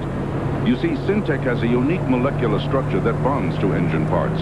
Lab tests show it leaves a layer of protection far stronger than conventional oil. And if Syntec protects this well now, imagine if you leave it in. Castrol Syntec protects in ways other oils can't. Try Castrol Syntec, now also available in a 10W30. Ford Contour brings you a world of innovative safety ideas, like the steel safety cell. This solid steel framework, combined with standard dual airbags, assures passengers that when it comes to safety, we've got you surrounded. Ideas like all-speed traction control, available with Contour's anti-lock brakes to help tires grip better at every speed for improved control. How does that grab you? A world of new ideas in a world car for the 21st century. The totally new Ford Contour, well equipped for just $14,670. Leave it to Peerless Faucet to create a shower so smart, it can not only sense when a toilet has been flushed, it can also adjust the water temperature accordingly. Scald Guard technology by Peerless. Get more out of your faucet than just water. Welcome back to the Charlotte Motor Speedway on TBS this afternoon. Live coverage of the Red Dog 300. Good to have you with us. We're under caution, working toward the 80th lap of 200 today. Mike Wallace just heading to the garage area. He had been the leader. He brought out the caution flag. Little skirmish up between 1 and 2. We saw from Mike's in-car camera, his Wendy's in-car camera, we saw the car twirl. A couple of other cars get involved. We're at the Duraloo Pit Communication Center here today as we see the 90 car rolling through the garage area, trying to get that car ready and able to bring it back out. But there's Mike unbuckling. Apparently, looks as though he must be done for the afternoon. Ken Squire, certainly it's been an interesting afternoon so far. I'll say interesting. I mean, 6 cautions thus far in, the first 75 laps. We had 6 cautions for 200 laps last year. There you see the leader, Chad Little, while Rusty Wallace is still here before he takes off and gets ready for happy hour in the final practice. Hey, give us your expertise on this. Well, the gap's narrow and going into turn 1. You know, the air part I keep telling you guys about, it keeps getting narrow and narrow. See, it's all the way gone now. Now there's no air. The car starts going around, no aerodynamic downforce, and that's what happens. You got to get enough air between it, and the guy on the outside's got the advantage. It looked pretty good at one point going into turn 1, but when the gap narrowed, it was all over. And that's the big thing about Charlotte. You know, other racetracks you can get away with it, but Charlotte's just one place you can't. But it seems like we see you do it all the time. Let's take a look from the in-car here. There you see Purvis up on the outside. Well, he's on the outside, yeah, but they're close, Ken. They're still side by side, and there's no air. And that's a terrible feel right there. That's nothing you want to be involved in, but you know, your rate of closure, you can tell if you're going to be side by side and shoot past the guy, but when you're both running the same speed and you're losing the air, it's going to lead to disaster. He and Burton hit in that thing, too. Yeah, they hit pretty good, so. Let's go down to Larry McReynolds. Mike, looked like you had a pretty awesome car today. Can you kind of tell us what happened out there? Well, Larry, unfortunately, we had a great race car today. The car handled really good. It had one of them Robert Yates motors in there, so that thing run down the straightaway good. And I guess I just shouldn't have raced with the guys. You know, I was trying to keep the 54 car lap down. I let the whole field get caught up with us and shouldn't have done that. And for some reason, the 4 car and I can never race together. We've been to Daytona, we've been to Atlanta, and here now. And as soon as we get side by side, we end up getting tore up together. And I should have just left them go. And I guess it was kind of my fault. You know, I guess you learn who you can race with and who you can't. And next time, hopefully, be a little smarter. It can be fun trying to hook one of them Robert Yates racing engines up. Back up to you, Ken. The Wallace Brothers Circus continues here in this 300-miler. Let's go down to the pit center. Rick Benjamin here with you, Ken, at the Duraloo Pit Communication Center. We've got the third Wallace brother. Kenny is here. Didn't want to see you out of this so soon either. Well, I didn't position myself very good early in the going. You know, I was tight, but I couldn't race side by side. I'd be tight on the bottom, and then I'd get loose coming off. So, you know, it's just a tough thing going in the corner 190 mile an hour and somebody on the outside of you. So. Ended up getting too far behind and got in a wreck. We're back under green now, working toward the 80th lap. Is it a situation because the weather's so different today? A lot of cars are a lot different than what you expected? Well, the cars are feeling good, but the 4 car right there, for instance, he's feeling pretty good. Going underneath 23 there, and he's got a little more downforce on his rear. And I think you see these Monte Carlos coming to the front. It's cool, overcast, you feel good. But you can only do it by yourself. You can't do it side by side. So Jeff Purvis has just taken the lead. Ken Squire taking Ward Burton with him. And Mark Martin continues to work out here and look strong in that Ford as we follow this down the backstretch. Look at Ward Burton come up to second. Now look at Mark Martin on the outside, giving us these incredible pictures as he pulls up on that Budget Gourmet, car number 57, being driven by Jason Keller, well up in the point battle this season. Before you get out of here, Rusty, and I know you want to leave and get down to your car, but before you get out, that incident we just saw speaks to not only having a good spotter, but a dominant spotter. Well, yeah, I think so. I mean, Mike's a heck of a driver, is doing a good job, but I can't tell you how many times I've had Roger Penske and Don Miller come across the radio to me when I'm racing side by side and dominantly come across the radio and say, let him go, let him go. I mean, I've saw more up here today than I've saw a long time. And in the car, man, you're racing hard, and you know, you're thinking about the car, you're thinking about the competition. But those guys having a dominant spotter that makes a call, telling you what to do at the critical times is important, I think. Now watch Ward Burton going around, and there you see Chad Little, and it looks like they've taken the air off the number 32. It happens to everybody. You just can't do it in turn 1. Jarrett just hung on to that thing. He had a real good chance to have a big crash. Man, it really wasn't Jarrett's car. It was the car below it got loose and knocked Jarrett up because he had the top side with air getting around the car. Look at Jason Keller. And here comes Musgrave in the 9 moving through here. For folks that are watching, tell us again about going into that turn number 1. It seems as though time after time we see you guys in Winston Cup do exactly what we've seen today and get away with it. You're saying you don't? I'm saying you don't want to do that, and you know the position you're getting in. The guy on the top, see, the 23 moves up the racetrack. Dale Jarrett didn't change his lane. The 23 just couldn't hold it down. He moved up, lost the air. He lost his car, got into Jarrett, knocked Jarrett up, and you've got to know if you got him past. It's good if you're going to try to pass a car, move the guy up, make a late break so you can get away from him, get some air. You don't go in side-by-side, bumper to bumper. There you see the leaders for the moment. Jeff Purvis in first place, and Ward Burton has taken over in second. Here comes Ward Burton to the outside, trying to go for the lead, this in the 86th lap. What a run from the back of the pack. Yeah, all the way in Unbelievable. the rear. Ward from 42nd starting position, final driver to transfer in yesterday's hooligan race, that qualifier. And here comes Chad Little down on the inside, scraping his way back into this thing. You don't want to leave now, do you, Wallace? I'm going to watch his last corner, then I'm out of here. Look at Jeff Green in the number 3, and Mark Martin just sitting back there. Just waiting, ready to pounce. Okay, how good are you for tomorrow on the 600, Rusty? I'm real good. I can honestly say the only car that's ever passed a 24 since we've been here was me this morning, so I feel good about my chances. Making big horsepower, it's handling good, but hey, let's just see what happens. It's a long race. Something's happened to Jeff Purvis. He's way off his feet, sliding back. You saw him grab a handful there and try to hold on to it, and everybody's running beneath him. Jeff Purvis, who gave us a great fight. Looks like tire trouble maybe, huh? He's fighting. It started with a little bit of a wiggle, but he has dropped way back now. He is out of the throttle. Right rear tire apparently has gone down on Purvis' car. That's the report that we're getting from the corner spotters. Glad to have Rusty Wallace with us for a moment up here this afternoon. Been great, and good luck to you tomorrow. Looks like a flat tire on Purvis. That's going to put Ward Burton in first, Chad Little into second, Jeff Green in third. We've completed 88 laps here this afternoon, and we can get an update. Thanks again, Rusty, for spending a little time. Good luck to you out here in this final. We're going to get a chance to watch your practice here on TBS this afternoon. Well, you guys take it on from here. This stuff's making me too nervous. Wish you well, Rusty. Okay, thank you. Rusty Wallace, former 600 winner. Hey, Daryl's not going to be there. I'd love to come up for a minute. So there you have it. I think we may have some other folks by.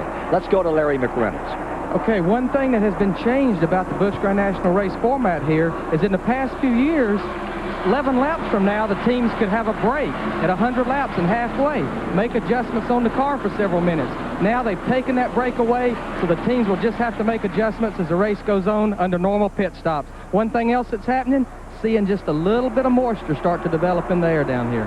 And they're looking for that halfway. They want that bad in this race. Chad Little, I think that's making some of the desperation, Larry McReynolds. We got 3 guys just running flat out here. I don't think we'd see it quite like this if it wasn't for the fact their spotters are talking about the conditions up above. Look at that race for first place. Ward Burton from 42nd on the outside. Chad Little down low. And Teresa Earnhardt's car number 3.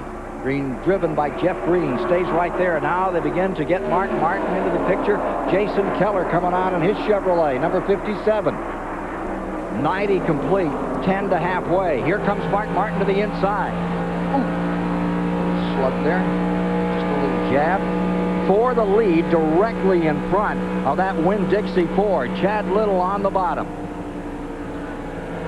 How long can they stay in this kind of formation without a problem? We've had so many problems today.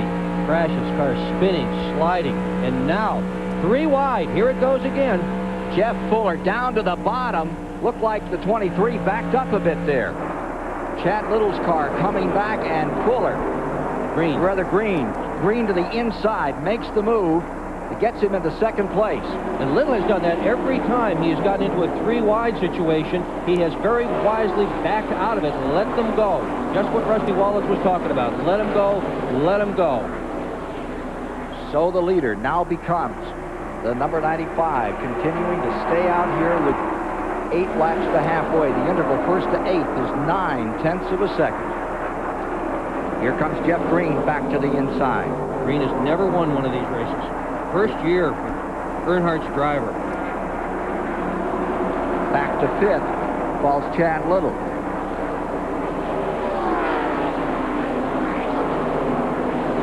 Mark, meanwhile, just sitting back there watching all this. 6 cars in this lead battle. working 94.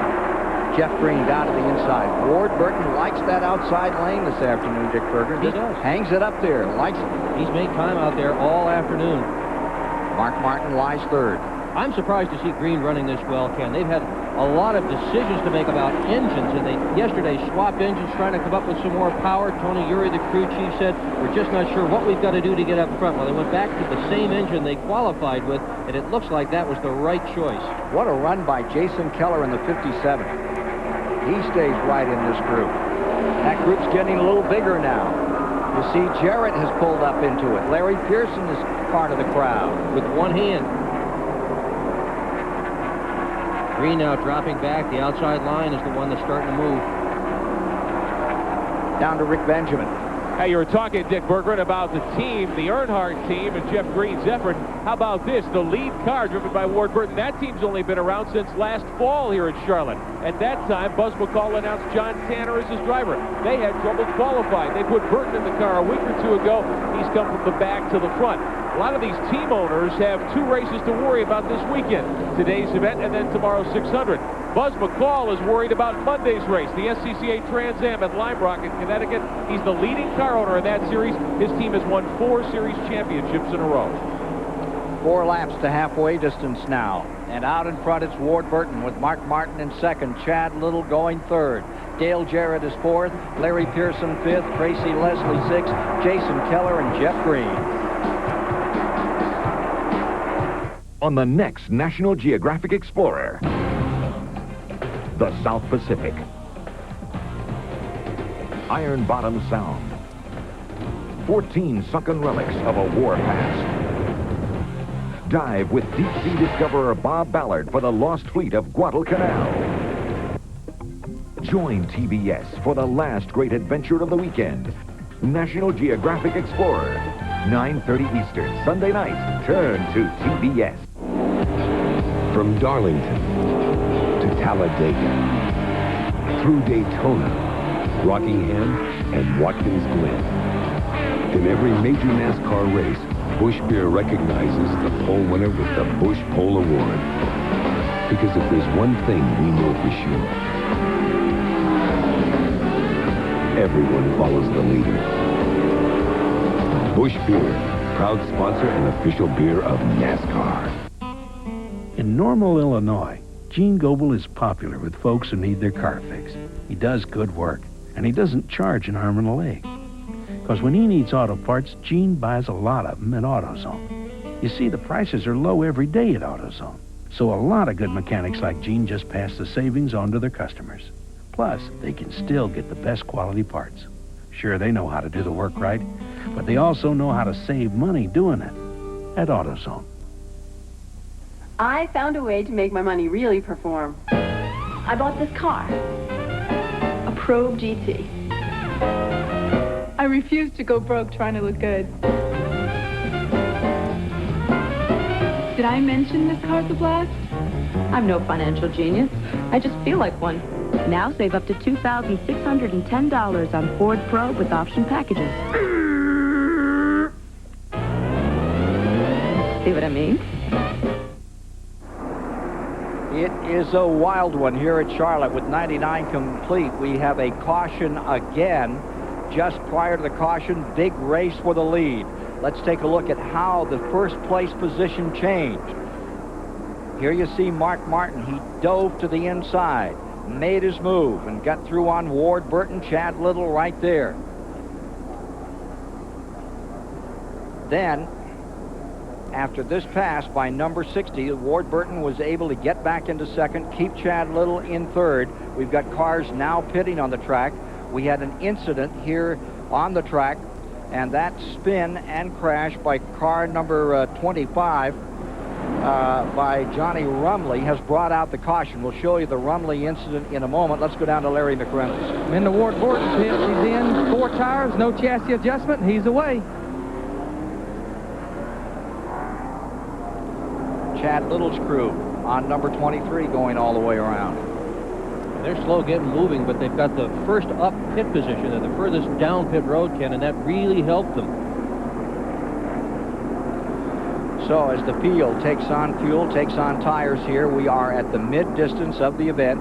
We have an official race as of 100 laps, and there will be no break as there has been in the past. And here's what happened to bring out that caution. The black car with the red numbers just on the bottom end, the right side of the picture, is a car that just gets loose. It looks like he just lost it. Something may have failed in the car, mechanical failure, a tire going down, but it appeared as if nobody helped him along. So Johnny Rumley brings out another caution, bring it up to 7. Looks like we're going for a record number of caution periods out here today after Rumley's spin and the Winston-Salem, North Carolina driver uninjured in that one. Anybody looking to get a career as a body man, I think Monday might be a good time to call. Here's Rick Benjamin in the Duralube Pit Center. Ken, time for our Winn-Dixie mid-race recap now. 9 lead changes at this point as we just pressed the 100-lap mark. We've had 8 different cars out in front. Average speed, a pretty slow 118.286 with all the cautions. 6 of them for 25 laps. 8 cars out, so we're left with 35 cars still running as we look forward to the second half of today's Red Dog 300 here at the Charlotte Motor Speedway. Cars out at this moment. The Hermie Sadler and Doug Hebron cars. Rodney Combs, Kenny Wallace, and David Green whacked the wall hard earlier. Michael Waltrip grenaded a motor. Rick Wilson and Mike Wallace tangled 2 at around the 70-lap mark today. Leaders look like this. Bickle the first 14, then Leslie, Chad Little, and Elton Sawyer. Little again. Mike Wallace with a good lead run. And Chad Little, Jeff Purvis took over for a few laps. Ward Burton, we saw him put on a nice charge out in front. Mark Martin made that pass for the lead just before halfway. That's the way things stand. We're under caution at the Charlotte Motor Speedway. Live on TBS Sports, coverage of the Red Dog 300. We'll be back to take you back to green right after this. Every day, we all find a way. A promise made, a promise kept, giving it our best. America's most complete source of auto parts, a national warranty program, and customer service only Napa can give. No wonder more people trust Napa to keep their vehicles running. We keep America running. We keep America running. One engine was filled with Castrol Syntec, a full synthetic oil, the rest with conventional oils. They were then drained and started without oil to prove a point. You see, Syntec has a unique molecular structure that bonds to engine parts. Lab tests show it leaves a layer of protection far stronger than conventional oil. And if Syntec protects this well now, imagine if you leave it in. Castrol Syntec protects in ways other oils can't. Try Castrol Syntec, now also available in a 10W30. You know, at AutoZone, we know our customers work just as hard as we do. So we're open when they need us, at night and on Sundays. And since 2 million folks each week count on AutoZone for what they need when they need it, we're not about to let them down. That's why we carry so many parts and why we price them so low every day. You see, selling top quality parts at low prices every day is how we make a living. But helping customers, well, that's how we make friends. Every morning I wake up starving. Must feel that dreaming. So I go to Burger King for a croissant sandwich with ham, egg, and cheese, plus hash browns and coffee, all for just $1.99. $1.99? I must still be dreaming. Breakfast at Burger King. Peerless Faucet didn't come up with the idea for a spout long and high enough to reach over and into large objects. We merely adapted it for the kitchen. High-rise faucet designs by Peerless. Get more out of your faucet than just water. They have just gone back under green at the end of lap 103. They took green. We're working lap 104, and that car, number 54, Rich Bickle, is back in the lead. Here's the story from Randy Pemberton. Well, to document his past, early on he was our pole sitter. He cut down a tire. He's back on the lead, or he's back out front. He cut down a tire early. He had to come in and pit and change that tire. He lined up for the restart. NASCAR didn't like what he did under caution. They made him come in for a stop-and-go penalty. So he was like a lap and a half down. Then he goes back out. He lines up after the next caution, gets back on the lead lap. Another caution's thrown, and there's where he is. He's come from the back of the pack to the front. He said, guys, I've left 0.3 of a second on the table. We can win this race. He's out in front in his 7th Winston Cup appearance, or his 7th Grand National appearance. Made a few Winston Cup starts, and for the moment, he has a 2-car length advantage over number 50. That would be Jeremy Mayfield's car. think we're seeing that 4-car Purvis being shown a lap down after that trouble that he had earlier. Yeah, Purvis is a lap down. Look at Larry Pearson in the 92. He's the guy with the wrist all taped up, just passing Mark Martin on the inside, another 3-wide deal. So as they come by, it'll be Bickle first. Pearson goes to second. Mayfield, Martin, Jarrett, Leslie all in there fighting for the lead. At the beginning of the show, Ken, Randy talked about how Bickle's car was brand new. That car was so brand new they got to the racetrack a full day later than they wanted to. They worked on that thing until the middle of the night and just got it here in the last possible hour. And I'd say they got to be real pleased right about now they put in the extra effort to do that. Coming back to the stripe. Boy, if he's got 3/10 left in that car, as we look further back, here's Chad Little trying to get it sorted out and move back up through. The 23 car back there in 7th spot. And he's still got his hands full with Jason Keller in the 57, that budget gourmet car. Green on the inside. He wanted the inside. Green was right there, but he managed to get it done. Chad Little taking it 3-wide for the first time today. Coming after Mayfield. And look who's here, that number 52, Ken Schrader, another car that came through the hooligan race. They want you to call it qualifying. Qualifying, yes. Special qualifying. No last chance, no consolation, no hooligan, qualifying. But that's really what it is. It's, every place else you go and you do a couple of time trials, these guys come here to Charlotte and they have to race if they want to get in the field if they're not fast enough in the early time trials. Let me tell you, that really turns on the intensity level as well. See Musgrave in the number 9. He has gone. Whoa, we got Sawyer. trouble. Elton Sawyer loses it right in front of anybody. Schrader just got through there. Caution out. Elton Sawyer running 7th. Up in the wall, turn 4. Too many cars, too little space. 8th caution. Well, he had been having a very good day. Lap 109 is where that one broke loose. When we return, the man who will start 3rd in the Coca-Cola 600 will also join us here. Stay with us. It's the Red Dog 300 Grand National Competition from Charlotte. Tonight in the Astrodome, the Braves face Houston and National League MVP Jeff Bagwell. Batter up, Braves and Astros. 8 Eastern tonight. For Braves baseball, turn to TBS. You know, a lot of people who work on their cars will only shop at AutoZone. They depend on us for the best quality parts and low prices every day. They come in, get what they need, and then get back to work. Because you see, they believe if you want the job done right, you do it yourself. Well, at AutoZone, we couldn't agree more. Because when you take the time and the effort to work on your car yourself, you ought to be choosy about where you shop. We just thank you for choosing AutoZone. In these mountains, you need a tough truck. Dave Ashley, search and rescue volunteer. Trails, I tend to make my own. It's one torture test after another. But the people I'm looking for depend on someone to find them. Well, I depend on something too. My Ford F-Series. How do you learn a job like this? Let's just say I drive something tougher than a golf cart on the weekends. Ford F-Series. The best-selling trucks are built Ford Tough.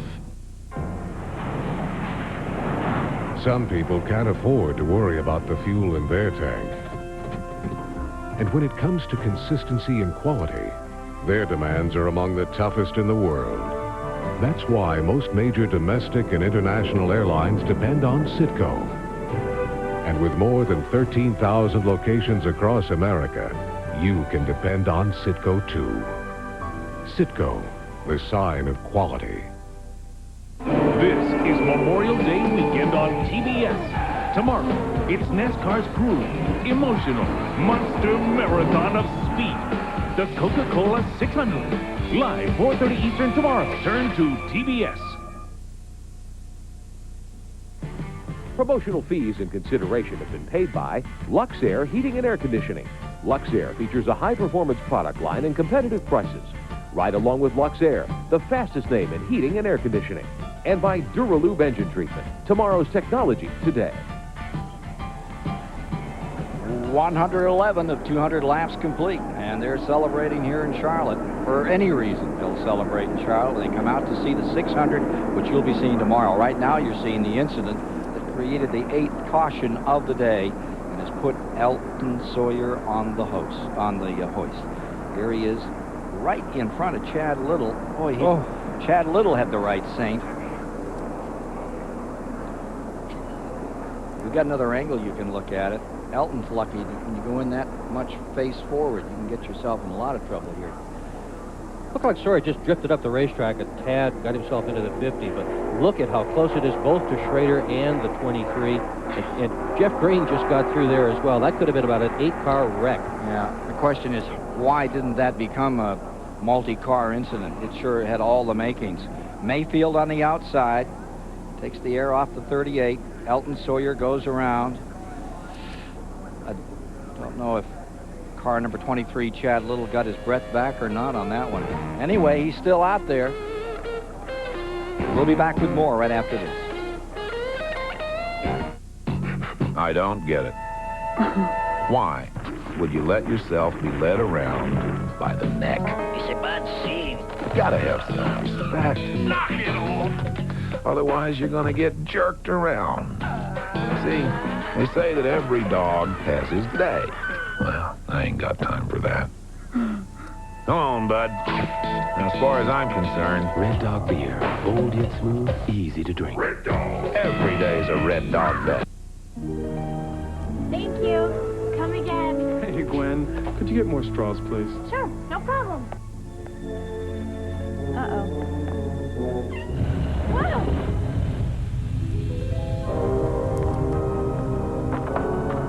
Cool. It's been months in the planning.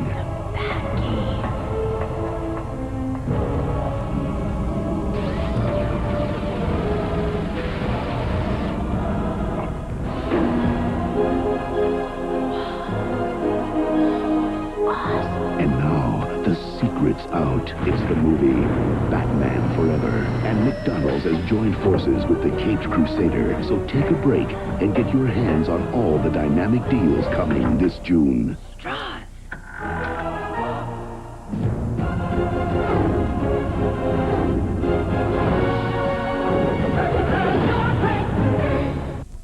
Stihl, maker of the #1 selling brand of chainsaw worldwide, also makes a full line of trimmers with enough power to handle almost any size job.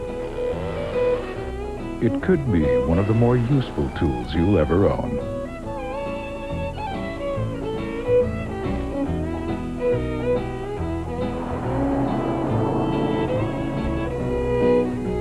Available in Stihl territory, starting at $79.95. Welcome back to Charlotte. We're go back to green racing here, but I'm here with Elton Sawyer. Elton, you kept that red carpet lease Ford up front all day, but it didn't quite end like you wanted to. No, it sure didn't, Larry. You know, after the restart, we'd made an adjustment, took a little wedge out, and the car was running extremely well. Bob and Brad and Danny and all the guys did a great job. Engine was running fine. Just went down in 3 and got down to the bottom of the racetrack trying to make a pass, and just didn't have enough room. The back got away from me, and I couldn't catch it. It's unfortunate. But we did have a good race car. Let's go back up to the booth and see what's happening on the racetrack. Well, Rich Bickle's up there right now, Larry, and he's trying to pull away. Rich Bickle making a heck of a run. There's Grissom up on the outside, but being shown, I believe, still a lap down as we get this one fired up again. Larry Pearson's mixed up in this thing, and he comes to the inside. You see Jeff Purvis up on the outside, and you're riding in the Winn-Dixie car with Mark Martin. He is third, coming around at lap 115. 115 complete. Here's Mark up to the outside of Larry Pearson as he tries to work around some lap cars as well. There's Peterwood just in front of him. And we're delighted to have with us the man who'll start third in the 36th annual Coca-Cola 600 tomorrow afternoon at 5 o'clock out here. Ricky Craven out of Newburgh, Maine, had an amazing qualifying run to put himself right up in the front of the hunt when they get going tomorrow. This is a race that you had an 8th place finish in. This is where you graduated from. Yeah, quite a race here today. I'll tell you what, I'm glad to be with you guys. Got awesome seats. Now, how'd you get these? Well, you have to come up here and you have to put up with Rusty Wallace and all those Wallace guys telling all those tales about each other. Now, you got some stories to tell? That's the only way you can get in. It's a very rare club. I have to put up with the same guys, but for 4.5 hours. Let's watch Larry Pearson as he gets a dose of Tracy Leslie in the 72 up on the outside of him. Back again comes Jeff Green in number 3. Bickle stays first. Mark Martin making a good run. All day he has been consistent in car number 60. He just seems to wait it out, and with all this traffic stacked up at 117 laps, willing to look him over out there. These cars are so equal. I can't believe they're running as close as they are all day, but the problem is they're racing like they're at Daytona and Talladega, but they don't have restrictor plates, and you saw what happened to Elton Sawyer. He had full throttle coming up off of turn 4 and got a little bit of a wheel spin and just couldn't save it. Bickle is first, Martin is second, and he plays a waiting hand a little bit further back behind some lap cars. There you see the leaders. There's the 54. Rich Bickle. Have you ever run much against Rich Bickle? I don't think anybody has. You know, he's raced so much, but he bounces around, and everywhere he goes, he wins, and he's trying real hard today. You sure know him well up around Madison and La Crosse, Wisconsin, Slinger Speedway. Well, he doesn't stay in one place very long, but if he keeps doing this, he'll find the home. 3 wide again. Mark Martin on the bottom. Jarrett going to follow him through. They get that one done without a crash. These guys are running as if the next lap could be the last lap, and the reason for that is the overcast has gotten very, very heavy here at Charlotte, and it's possible at any point we could have an outbreak of rain. So I'm sure the spotters are telling all the drivers, stand on it, make believe that the white flag has just flown, and the next spot you get may be the last spot you're going to get. Ward Burton made just one of those kind of moves. You guys are right. They're racing like it's the last lap, and it could be the last lap for some of them. 80 laps to go out here. You watch Grissom in the 29, the channel lock car, peeling off into turn number 1 with Tim Fedowa along. You see Chad Little's number 23 a bit further back. He's been running up in front today. Now Chad is looking up from 6th spot. Little has probably got the most exhausted crew of anybody. They only have 9 men, and they're trying to service both this Busch Series car and also a Winston Cup car. They've been running back and forth between the 2 garages, and they are a bunch of really tired puppies.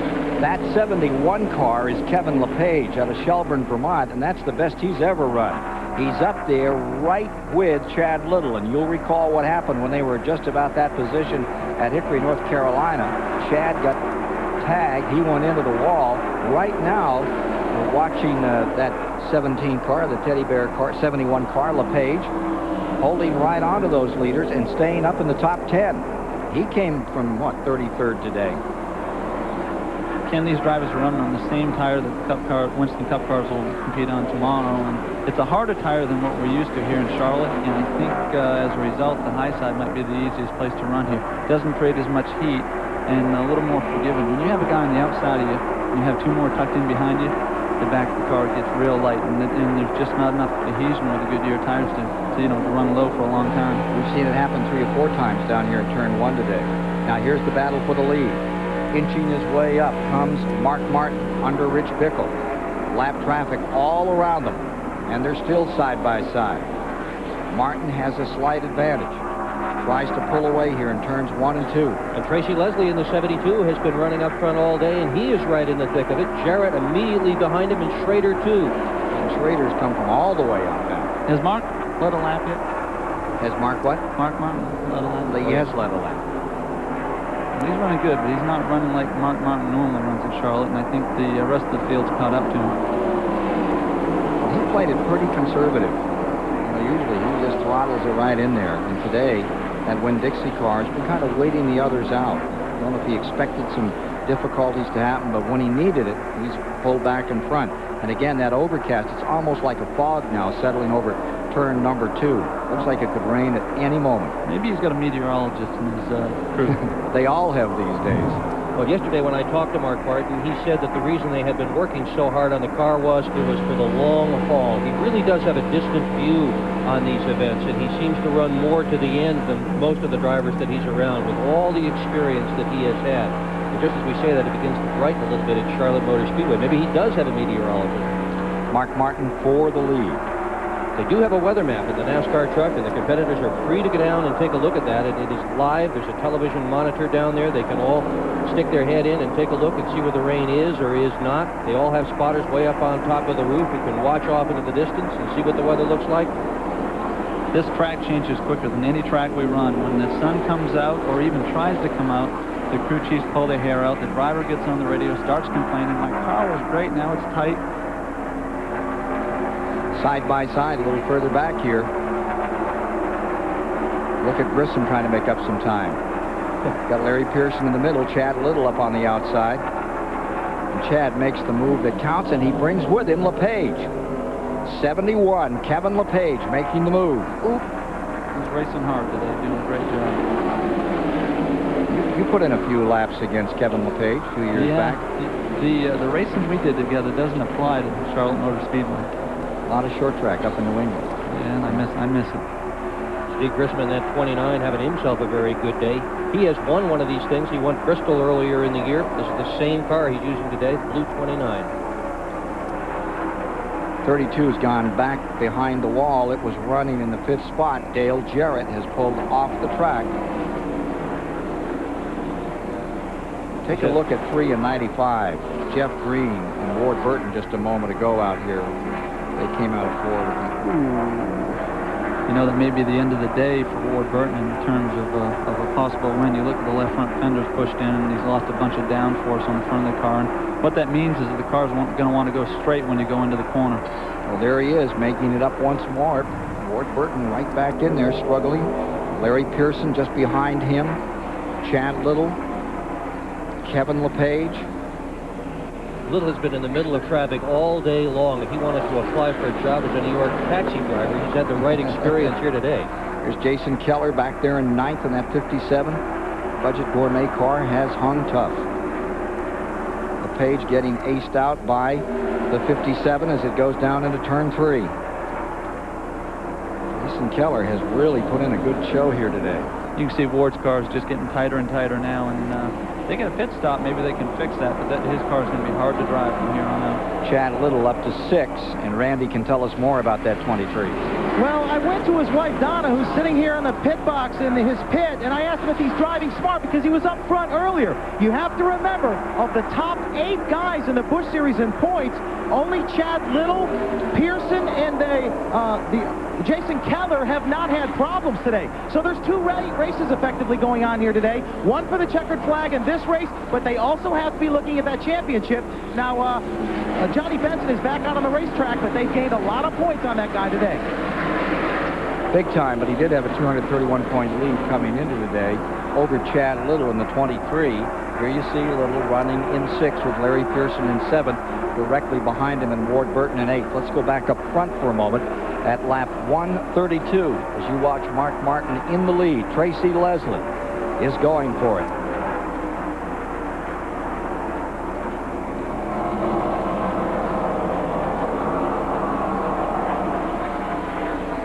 We'll take a break and be back with more of the action in the Red Dog 300 Grand National Stock Car Race from Charlotte after this. Hey, race fans, Budweiser asks, who won May 26, 1991 at Charlotte Motor Speedway? After earning his 15th career Winston Cup pole, Mark Martin and his 6 car led the field away of the 600-mile classic. But it didn't take long for 2 of the top drivers of 1991 to make their way to the front. Davey Allison in his 4, the 28, and the 3 of Dale Earnhardt battling once again for the top spot. And the 25 car with Kenny Schrader on board also made his presence felt throughout the day, staying up front most of the afternoon, along with Harry Gant. But who won? Here's the list of contenders. The results when we return. This is what Memorial Day weekend sounds like on TBS. Tomorrow, 4:30 Eastern. NASCAR's Monster Marathon of Speed. The Coca-Cola 600. Earnhardt, Martin, defending champ Jeff Gordon. This is Memorial Day weekend on TBS. The Coca-Cola 600. Live, 4:30 Eastern tomorrow. Turn to TBS.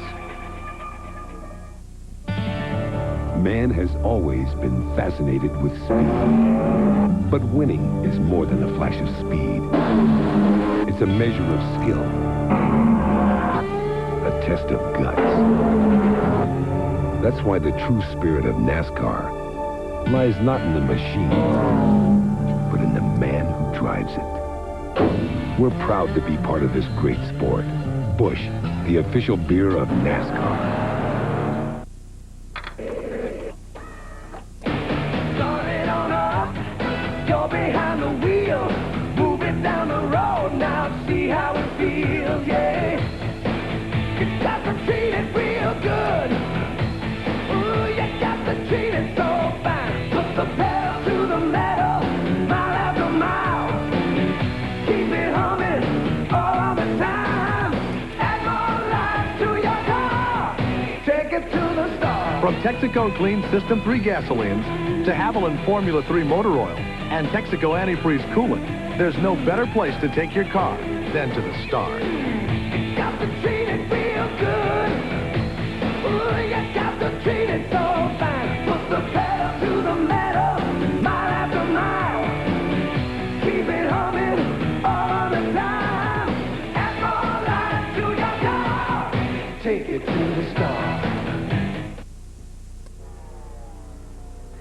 No other driver could keep up with Davey Allison on this day. Mark Martin started on the pole, but he fell back and eventually had to go behind the wall with a blown engine. Kenny Schrader's 25 car and Dale Earnhardt's 3 gave Allison everything they had, but it wasn't nearly enough. The Robert Yates Racing Ford rolled over the field, leading 264 of the 400 laps. Who Won is brought to you by Budweiser. For that clean, crisp, cold taste, nothing beats a Bud. And welcome back to the Charlotte Motor Speedway for the Red Dog 300. Ricky Craven will start third in the 600 tomorrow along with us. And we have Dr. Dick Berggren as well giving us their opinions of how this race is going. And I guess, guys, you'd have to say this one is a shocker. Here's Tracy Leslie leading for only the second time this year. He's been up there fighting with Martin and Rich Bickle. It's been a great show so far. Yeah, there's a few more that could shock us before we're done. This has got the potential for a real upset, Ken. If you look at the cars that are running up front, have been running up front all day long, it's stuff that you just wouldn't expect. You've had Pearson with that bad wrist. Here's 2 cars between them. They've only got 1 win. Yeah, here's Tracy Leslie that won at Indianapolis a year ago. We can show you the pass he made to take the lead. But let's stay right with this fight for a second. This is a dandy. The 54 is Rich Bickle out of Wisconsin. Tracy Leslie stays right there, continuing to muscle his way onto the bottom. Then back in third is Mark Martin, and directly behind them is Jeff Green in fourth. Up to 5th has come Chad Little. We have Schrader in 6th. Keller is 7th. Larry Pearson is 8th. Kevin LePage is 9th. Terry Labonte is in 10th. Ward Burton falling back into 11th with Jeremy Mayfield in 12th. In all, 17 cars running in the lead lap with 140 of the 200 complete. Just got a word that Larry Pearson has lost a cylinder on his car, and haven't we had an awful lot of engine problems today? This is the very first race at Charlotte Motor Speedway for the new 9.5 to 1 engine. One of the reasons that engine has been put into this series to replace the V6, they had hoped for better longevity. So far today, we have not seen it. Takes a while to get them organized. Yeah, it really does. And you know, when they're starting from square one with these 9.5 to 1 engines, they have been run around the Wisconsin area a good bit, but that's all on short tracks. Here at Charlotte, you got a big, leggy 1.5 mile super speedway. And there's a lot of things to be learned here, and they've been having trouble burning valves on these engines. Some of the engine builders had tried to go too light on the bottom ends, and they had lost that. We're only into the 10th race of the season with these engines, and it's reasonable to expect some failures. Johnny Benson came out and has turned a few laps and is back on pit road another time. The point leader, whose hopes were whittled severely with a bad crash early in the going. He has missed 70, 80, 90 laps. They're back in there again, trying to get him straightened around and just get out here and pick off a few spots. Take a look again at the battle for the lead. Tracy Leslie, 38 years old, the Detroit Gasket Chevrolet, out of Mount Clemens, Michigan, against a Wisconsin driver. And here's Mark Martin in the catbird seat with that Winn-Dixie number 60 just sitting there looking him over. Don't see many points leaders or points runners in the top 10, and I think, speaking from experience here, guys, when this thing closes down to 10 to go, these drivers are going to get real narrow-minded, and if they have a chance for victory, you'll see a little smoke, they'll swap a little paint, and it's Charlotte, and they want to win it bad. Chad Little just outside these top 4, second in points, he's 5th. The rest of it's all topsy-turvy. Larry McReynolds has another story. talked to Steve Mill on the Mark Martin car, and even though they're running right there in that lead quartet, the car has been pushing all day, and unfortunately it hasn't responded to any changes. So they're going to go another 15 or 20 laps here, try to make one last adjustment that hopefully the car will respond to. Okay, Larry, we're watching Larry Pearson's number 92, the Stanley car, going back to the garage area. Remember, it dropped a cylinder a couple of laps back. 1:45, the lap marker at the present time. And Tracy Leslie, who sat outside of the front row in 8 Charlotte starts, his best finish here, 17th. Well, right now, he's showing the way. And he's drawing away 10 car lengths. What made the difference for Ricky Craven with that Waddell Wilson car number 41 in qualifying this time that made you so very fast? Some people say you were going to be outside the front row, ended up third. Well, a number of things, Ken. You know, it's our 11th race together, and we knew it would take time. We didn't know how much time, but I feel the momentum. We're starting to gain on it, and I need to learn to drive a Winston Cup car, and it's taken some time.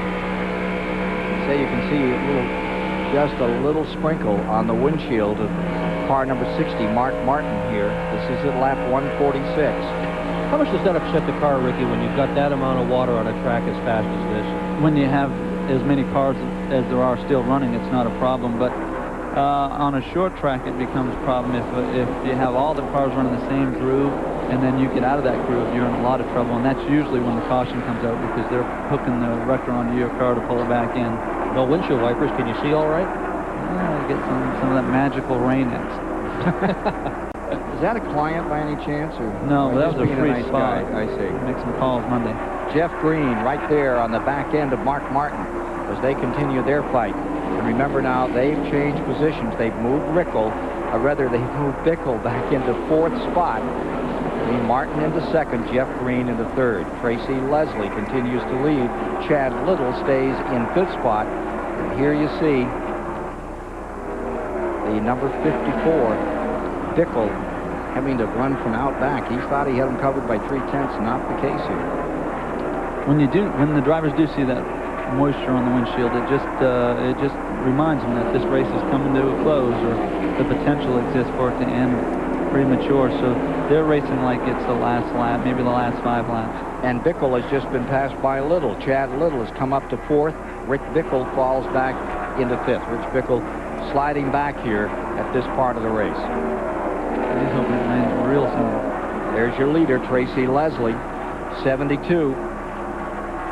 It would not dampen the spirits of their crew to see a downpour at the moment, would it? Right, not a bit. Larry McReynolds is standing by with the guys whose spirits have been seriously dampened today. Larry, we know you're nursing an injured arm. You kept that Stanley 2 car up there up front all day. What finally put you out? I don't know, Larry. Broke a rocker arm or something like that. Just started losing power, started missing real bad, and you know, hey, we're running good. We just got to finish these things. Appreciate Stanley standing behind us. Ryan doing a great job. Kevin's doing a great job. You know, just one of those things today. We keep hearing talk of rain out there. Track conditions have been changing as the day went on? No, Larry, it's been the same. I hadn't seen any raindrops or anything like that. You know, I was just out there taking my time. Track ain't changing to me. I mean, it's staying about the same as it was when we started. Okay, let's go straight to Randy. Well, they're waiting for Rich Bickle to come on pit road, and as you can imagine, Tracy Leslie says it's raining hard in turns 1 and 2. Rich Bickle has a blistered right rear, he believes. He needed to come in right now, did not want to lose the tire. They're going to go ahead and take on right sides only. Roger Purcell and the guys going to work on the right side. 1 can of gas done. The second one goes in. Bickle goes a lap down. He wants this thing to stay under green from here on in.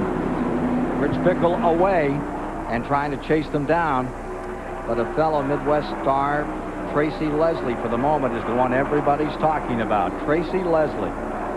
Best 95 finish was at 8th up at Loudon, and now you're watching this battle for 2nd spot. Mark Martin in the 60 and Jeff Green right there with him in number 3. They have been going at it for quite a while, these 2 cars. Green has just worked all over Martin. He's tried him high, tried him low, just about gets by, but he can't manage to get by Mark Martin and stay by him. So much more experience behind the wheel of that number 60 than behind the wheel of the number 3. Bill Parsons' windshield.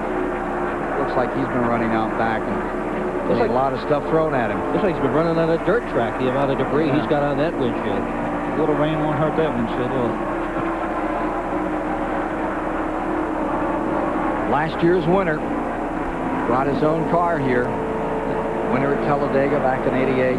That's how the windshield looks oftentimes late in the race, even on the big speedways like this. And it's a hard thing when a driver in front of you is losing a little fluid. Gets a little worse. He'll be driving by Braille. Luxair number 99, or off a radar screen out there.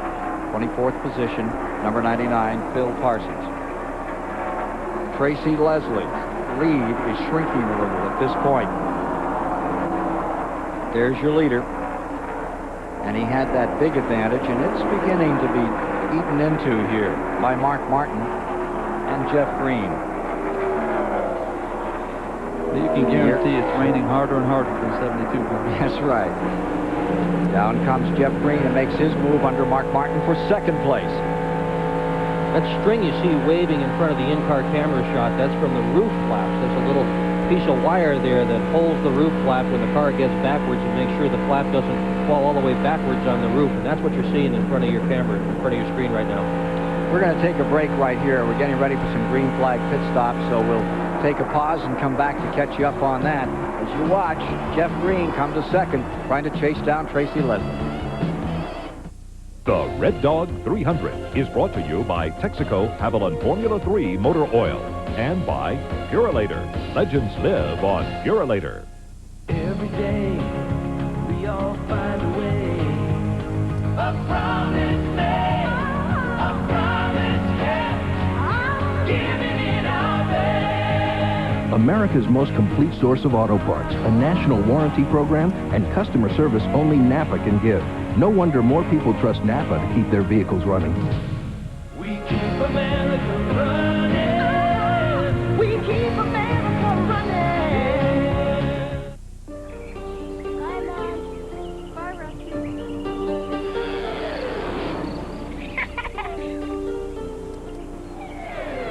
For most people in the world, the intense power of the F-16 is thousands of feet above. For you, it's a phone call away.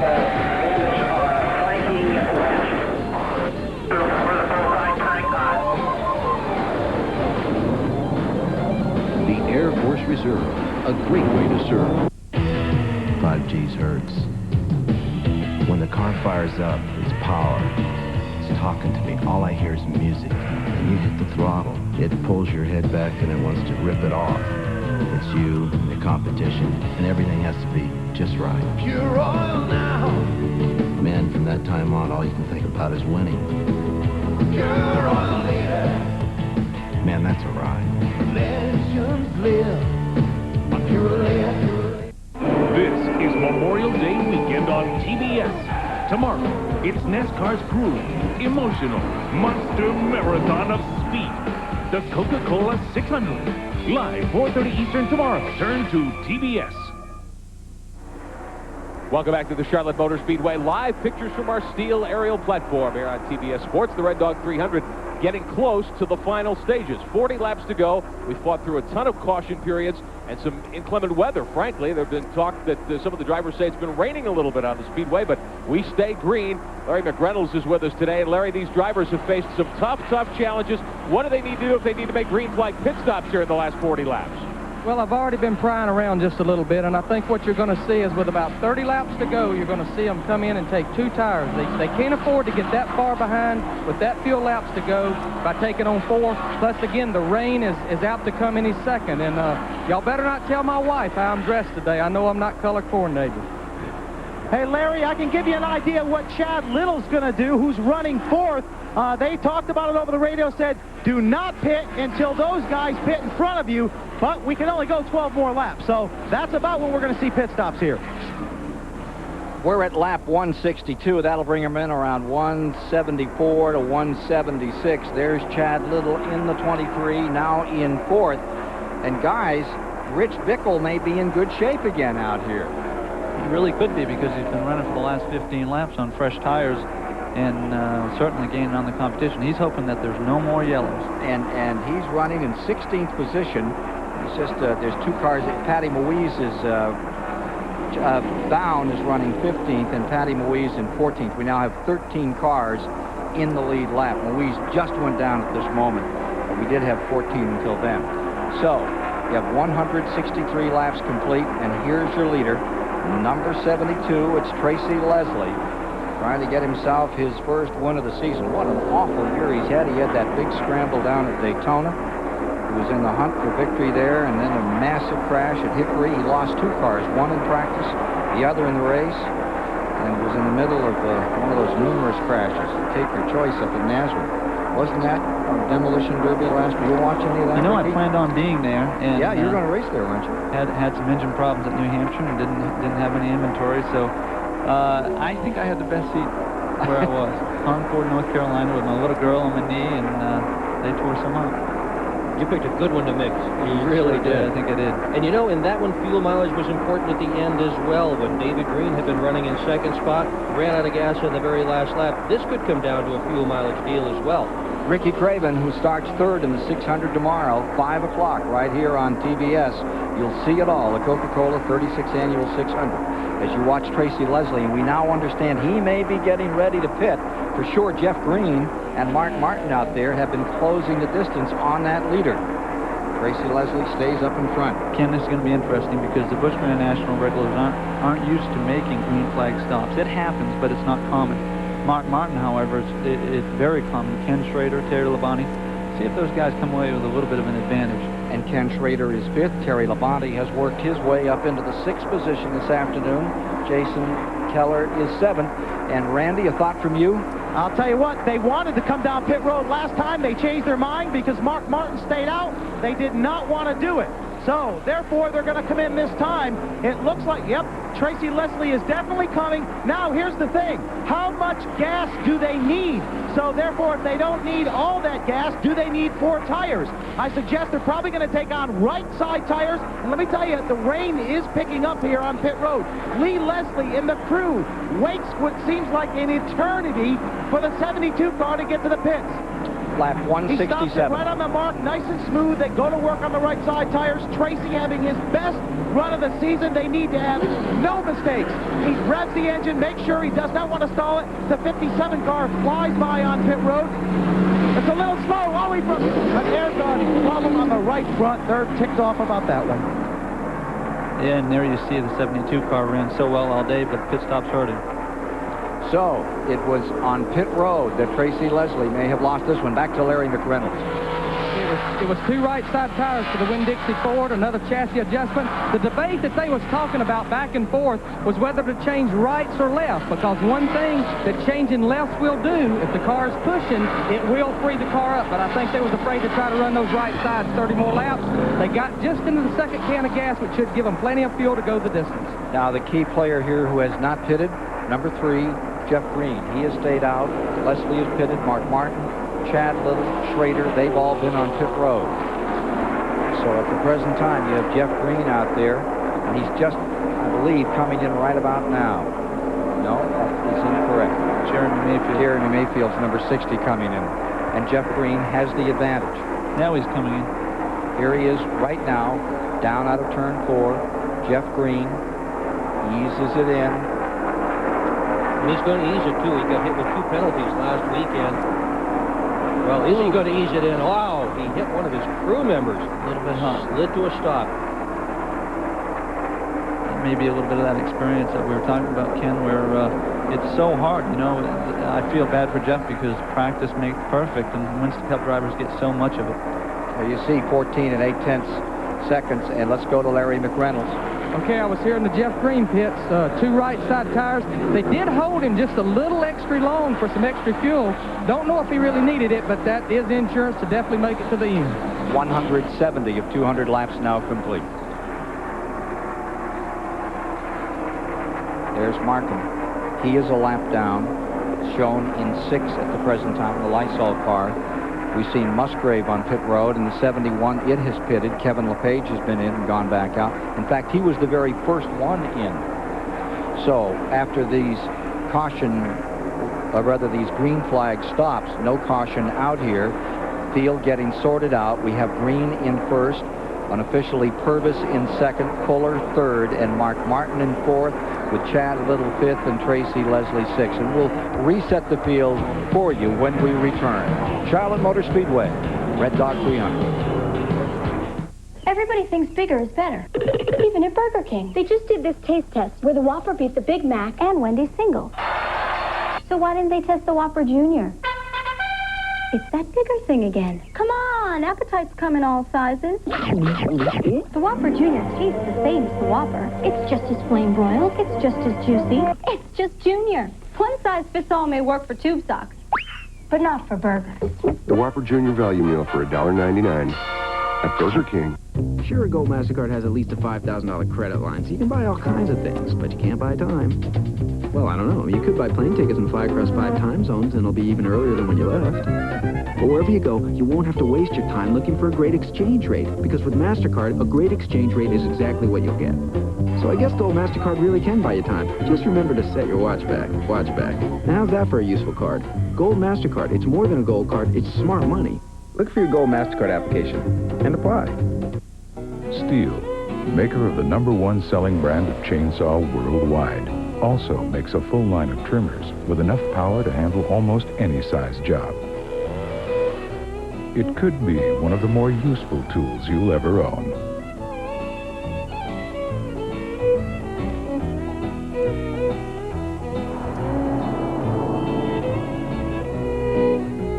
Available in Stihl territory, starting at $79.95. You know, working at AutoZone is more than just looking up parts or ringing up sales. Most of all is listening. Because my customers know more about their cars than I'll ever know. They know every rattle by heart. I mean, that car is their baby. So when they got a problem they're going to fix themselves, I'm going to do my best to help them get whatever they need, no matter what it takes. Because people like that, they don't deserve anything less than the best I can give them. Promotional fees and consideration have been paid by Wendy's Old-Fashioned Hamburgers, where better food makes it a better value. And by Stihl Power Equipment, makers of a full line of leaf blowers, trimmers, and chainsaws. Quality you can depend on in Stihl territory.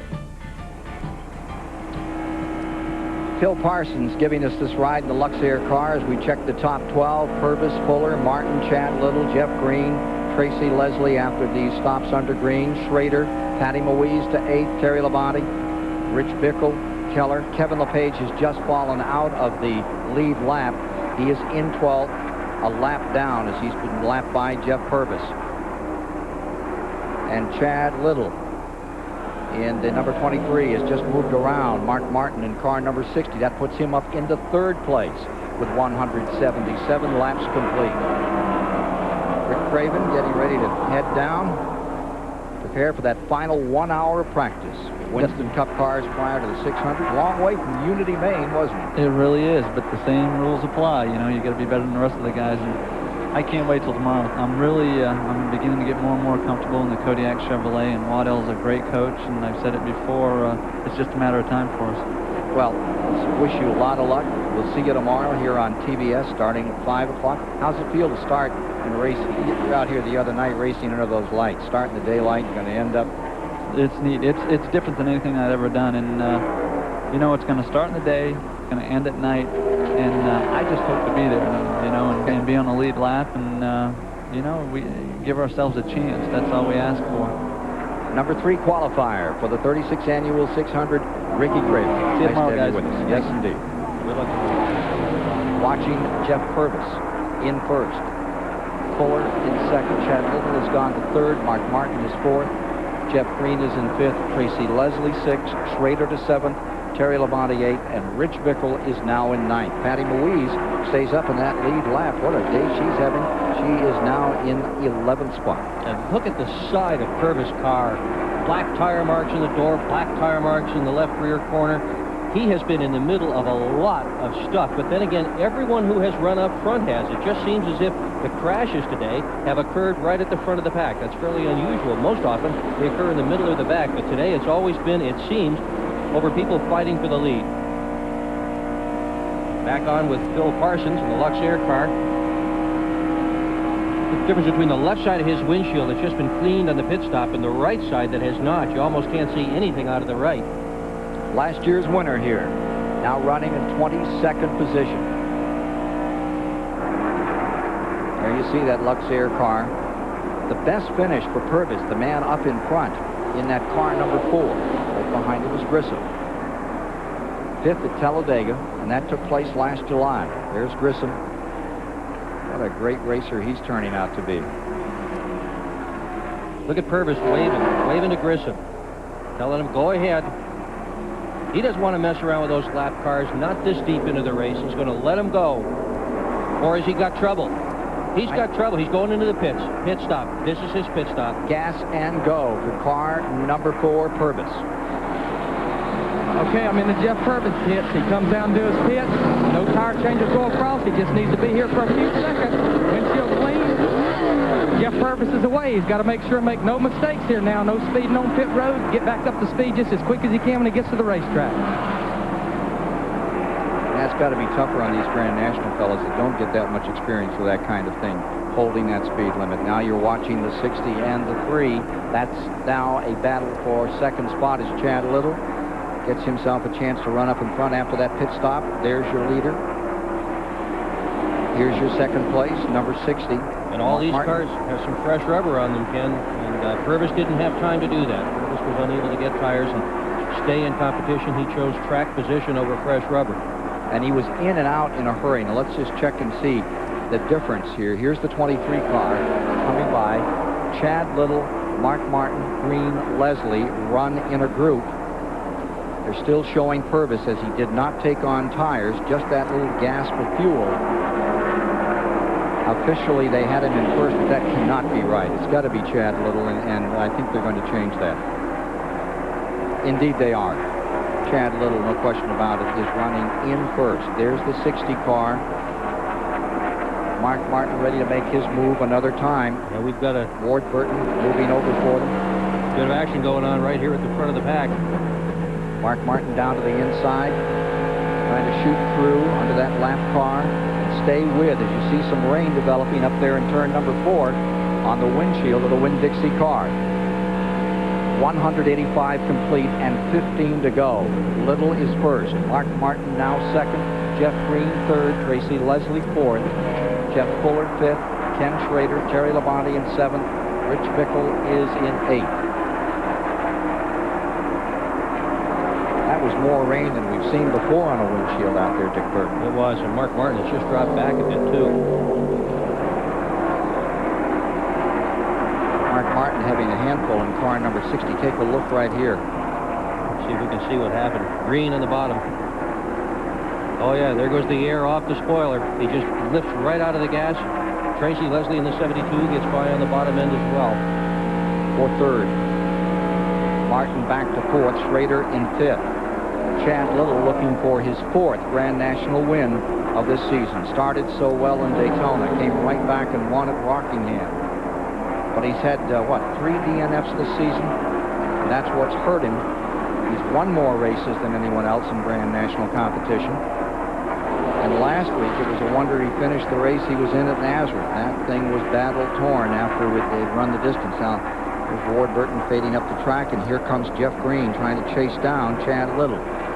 188 complete when they come by. They're going by Ward Burton, who had run so well before damaging the front of his car. You can see that fender flapping. He's now pretty well out of it as a result of the aerodynamic problems he suffered in that incident. Chad Little looking for his 4th victory this year. Green right behind him has never won one of these events. Leslie has won only one. But let's not forget Tracy Leslie had some very good experience in ARCA. Won some races on some super speedways, ran Atlanta, ran Talladega. He knows what to do on a track of this size, that's for sure. And compared to Green, the kind of experience Leslie's got is a lifetime of experience on these super speedways. Green is really a raw rookie at this stuff. And doing very well, very, very well. By the way, that Ward Burton car that you saw being lapped is just a lap down. It is 13th on the field. 11 cars in the lead lap. I'll tell you guys, it is right on the edge down here as far as the rain goes. It's raining right now as hard as it has all day, or certainly harder than it has all day. They have just informed Jeff Green, if you got it, go get him, because this thing could end shortly right now with about 11 laps to go as they cross the finish line. As they come to the stripe and finish this lap, 9 to go. There's some anxiety on pit road. You see those crew members, their faces? This time by, they have now completed 190. They're working the 191st lap, and if Jeff Green out of Owensboro, Kentucky, brother of David Green, 3 brothers that are racers, has anything left after qualifying 13, now is the time to make the move. When they come by this time, 9 to go. We can see a little bit of rain in the window of the broadcast booth here as well for the first time today. Jeff Green, he's led 100. You can see it's getting harder and harder to see. Rain is building up. You're riding with Mark Martin. When they come by, 8 remaining. Full windshield, getting dark, hard to see. End of the race. Jeff Green in number 3, closing on Chad Little. One previous Charlotte start for the man in car number 3. That was 10th in his position last October. He had a great run at Nazareth a week ago. We saw him finish 4th there. And his best finish of all time, 3rd in Bristol, Tennessee, on his way to try and improve it this afternoon. You can be sure Patty Moise brings number 40 down onto pit road. This great afternoon that she's been having now, she's running very slowly. She had fallen back out of the lead lap to 17th. Tommy Houston being lapped. Well, the drama of this one comes in all sorts of dimensions. The weather is part of it. The racing is part of it. 7 to go. It's getting right down to it now. Remember that Leslie is in 3rd, Mark Martin 4th. Schrader, who started way out back today, he's worked his way to 5th. Around Jimmy Bound they move, and again you can see that condensation isn't hanging up on those clouds anymore. Chad Little, who has ducked every bullet today, he has been in virtually every replay, missed them all, done a great job of staying out of the incidents. And now with 6 to go, finds himself in the lead. Jeff Green, about 3 car lengths behind him, trying to win his first ever Busch Series race. Ford Chevy confrontation up in front, the T-Bird of Chad Little, who has also qualified for the 600 tomorrow. He has 4 more Winston Cup appearances this year. Stays in first. And Green closes in. Green on a mission. 5 to go. Jeff Green definitely closing ground. Oh, he sure is. Look at this. Look at Green. Coming to the inside. Poles tucks right back in behind for turn 3. 54th career Grand National start for Green as he works on Chad Little. Looks to the outside here. Coming down across the line. Laps running out. And it rains a little harder.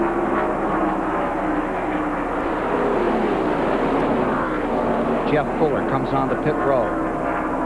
Final moments. It's a 2-car battle for the moment. Tracy Leslie a little further back, and you can see the traffic. That's Bill Parsons, I believe, right up in front of them. The Luxair car pulling down. They give him all the room in the world. Doesn't want to get in the way of this. But look now. Look now. Kevin LePage on the high side. And Musgrave down low. And directly in front, Purvis. Chad Little trying to wend his way through here. Final 3 laps. Jeff Green closes ground another time. And look at Musgrave move up and Purvis as well to give them all the racing room in the world. Curtis Markham just in front. Green almost got caught in the 3-wide squeeze. He just got through there. Getting down to the final 2 laps. Chad Little, I'm sure he's on the radio saying it's raining too hard.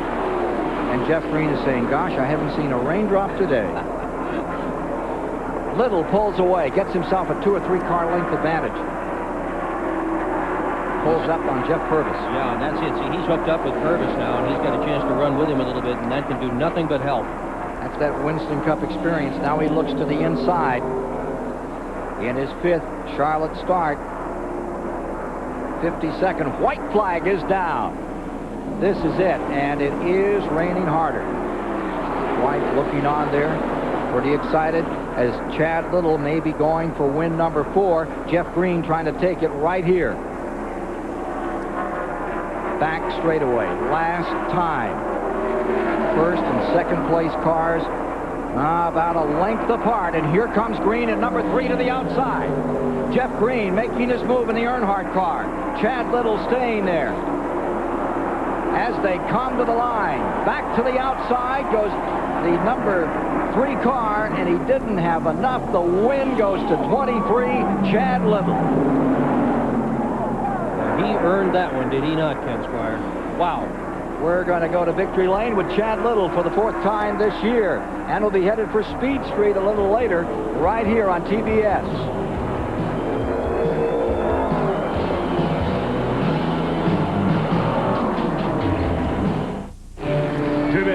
Following the Red Dog 300, a special 2-hour motorsports block party. Memorial Day weekend. Speed Street 95, after the race today on TBS.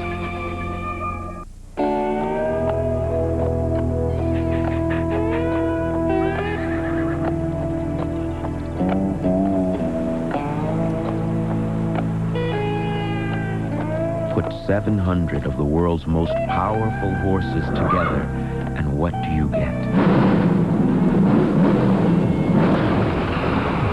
You get out of the way. The Budweiser Ken Schrader stock car. See you at the races. When the job is tough, you need the best. And when you need the best, you reach for Channel Lock. For the power. The precision. For just plain counting on, there's only one. Channel Lock. Be sure you're getting genuine Channel Lock tools. Look for this trademark. Today, millions of Americans are running faster with the same size engines and farther on the same amount of fuel. Millions have discovered the patented advantages of the split-fire spark plug, a difference that delivers on every stroke of every piston. 5 extra horsepower by merely installing these plugs, a 4.8% gain in mileage. If you're not running the split-fire, you're probably behind someone who is. Split-fire, more power and more mileage for your money back. This is Memorial Day weekend on TBS. Tomorrow, it's NASCAR's grueling, emotional, monster marathon of speed. The Coca-Cola 600. Live 4:30 Eastern tomorrow. Turn to TBS. The Red Dog 300 is brought to you by Texaco Avalon Formula 3 Motor Oil. Add more life to your car. Take it to the star. By AutoZone, the best parts in auto parts. And by Ford and your Ford dealer. Have you driven a Ford lately? Chad Little in victory lane, 1995. In 1940, he was in the wall. Coming down the main straightaway 1 year ago in this event, he found himself in big trouble, getting nailed here as they went 3 deep. Into the wall he went, breaking his right leg, his right shoulder, had a concussion. He made some comeback. In the last 15 events of 1994, he had 12 top 10 finishes, but it sure didn't look that way on the Memorial Weekend of 1994. And today, he's the champion, #1, and he's in victory lane with Randy. Let's get down and meet Chad Little. Chad Little, what a difference a year makes. Last year, your car sat silently after hitting the wall. Certainly that race was over with. Your career was tested after that. You came back strong, and you went to victory lane here today at Charlotte. Congratulations. Thank God for a good race car and a team that never gave up. We had a good motor all day long, and we just, I just can't believe I won Charlotte. Daytona, then Charlotte. I'm so happy. I'm so happy for Bear and Harris Teeter and our whole team, because we worked so hard, and we were all short-handed this weekend doing both cars and same team, and this is for the team and for everybody involved, and I'm just tickled to death. Chad, we knew you had a strong car, but there was a point in that race where you settled in 5th or 6th, and I looked at Donna and I said, is he using his head? And she said, yes, you're being patient. How much did patience play a role in that race? Well, I was, I got caught in some traffic and fell back in the field, and it wasn't, I was being patient, but at the same time, there was nothing I could do. You know, I just had to kind of hang out there. It was hairy for a while. There was a lot of contact in the corners, and it was, I mean, it was a very aggressive race, especially the middle parts there. But everything worked out all right. Chad, you talked about it being aggressive. A lot of the guys that are point contenders, particularly Johnny Benson Jr., had problems today. You picked up a bunch on them. Well, I mean, they've had such a good season. They're going to, for us to catch them, we're going to have to keep doing what we're doing and just let the racing take its course on the rest of the stuff. You know, they're a very good team. But right now, I'm just so happy to win Charlotte. I mean, I always said, you know, the two biggest races to me were Daytona and Charlotte, and I just can't believe it. What a... Donna's from Bristol, so now we need to go to Bristol, she says. But I'm very happy for the team, and like I said, Barrett, Harris Teeter, and everybody involved.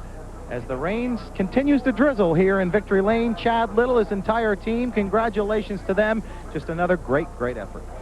The Purolator winner's circle looking mighty good here from our steel platform camera as Chad Little celebrates win number 4 of his career and the 1995 season. And we'll be back and take a look at more of the story of the Red Dog 300 for you after these messages. Chad Little defeating Jeff Green in a breathtaking conclusion.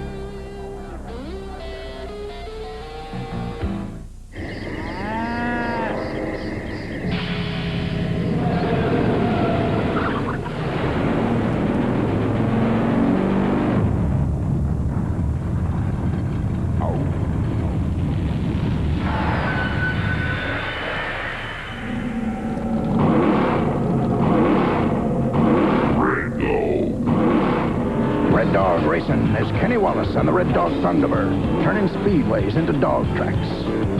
Every day, we all find a way. A promise made, a promise kept, giving it our best. America's most complete source of auto parts, a national warranty program, and customer service only Napa can give. No wonder more people trust Napa to keep their vehicles running. We keep America running.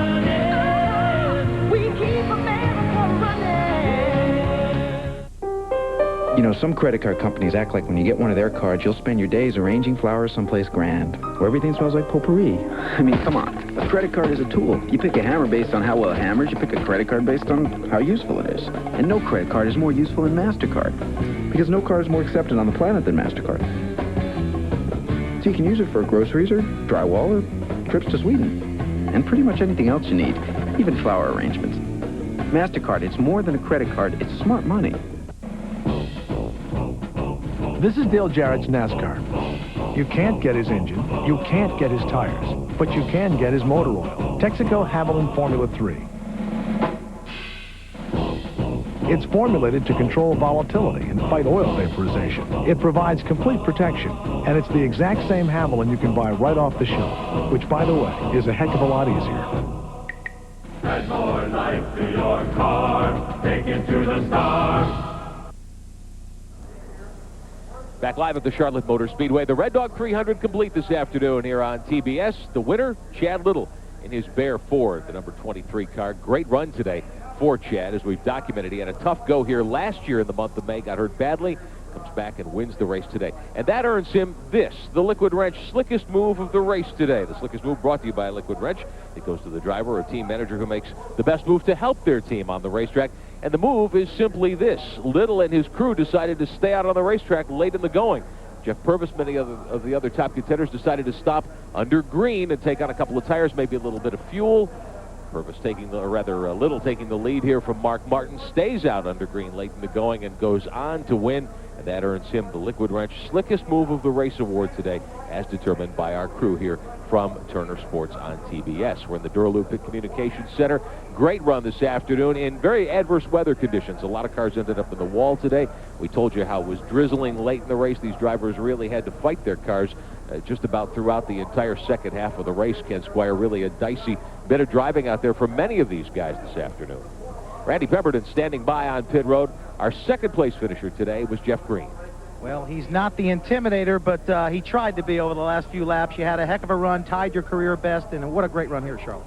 Well, it was, I tell you, this old place has been good to me. I really hadn't had good runs, but got an awesome car, and a Goodwrench Service Chevrolet has been behind us from day one. You know, from Daytona, we had some awful good runs, we've had some awful bad runs, but today we just kind of rode around there and tried to keep our nose clean, and there at the end, I kind of screwed up on that green flag stop and overshot the pits, and that got me behind, but I caught him, you know. And old Chad, you know, congratulate to him. I think that's his 4th or 5th one, but he made that old forward wide there last couple laps to go.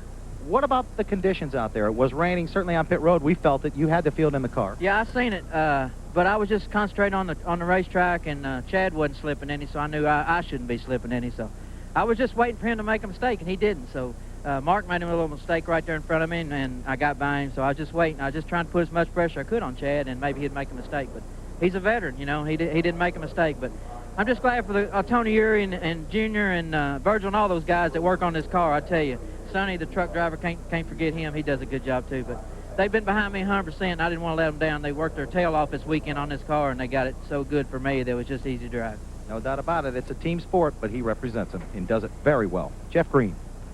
I'll look at the complete standings now on the field. Chad Little winning. Jeff Green with that great run for second place. Tracy Leslie, Mark Martin, Schrader, Keller in the top 6 here today. Looking further back, a great run for Jeff Purvis up to 9th. Kevin LePage finishing in 10th. Outstanding run for him. Jeremy Mayfield finishing the day in 12th. How about Patty Moise back here in the 18th position, and she stayed up until that last 40 laps in that lead lap. Further back, Tim Fedewa had trouble today, and there were a lot of them. As you look in here, you're beginning to get into those that had some problems with this racetrack today. Mike McLaughlin, Tommy Houston, Larry Pearson, Johnny Rumley. And as you get past that organization, Dale Jarrett looked like a winner at the mid-distance, had some problems. He ended up behind the wall. Dennis Setzer got collected. Elton Sawyer was out. Dirk Stevens, Glenn Allen, Johnny Benson were retirees. John came back and ran a few laps just trying to score some points. Mike Wallace leading and getting crashed out of the race. Rick Wilson knocked out at the same time. Bobby Daughter, Greg Sachs, Michael Waltrip retiring. Morgan Shepherd had trouble all day.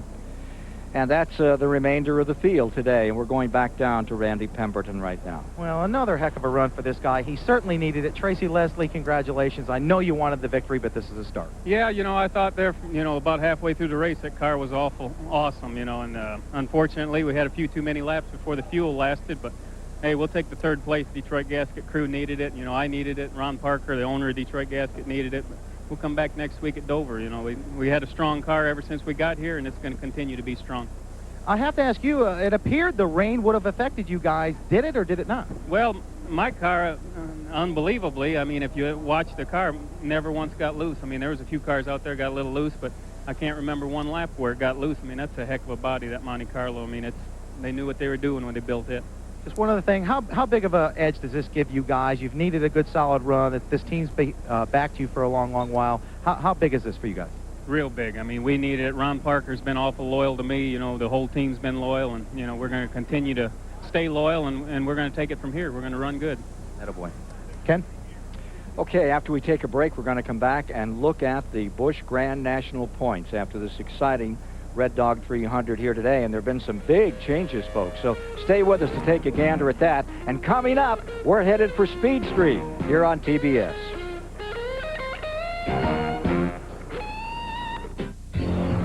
NASCAR drivers say there's no track in the world that's tougher on brakes than the one in Martinsville, Virginia. So when they take the green flag here, they all have one thing in common: the same brand of brakes. Because without them, you can't come down this straightaway at 120 miles an hour and still make it through the turn. So which brand do NASCAR drivers use to get them through 500 laps at Martinsville? Performance Friction Carbon Metallic. And we stock them at AutoZone.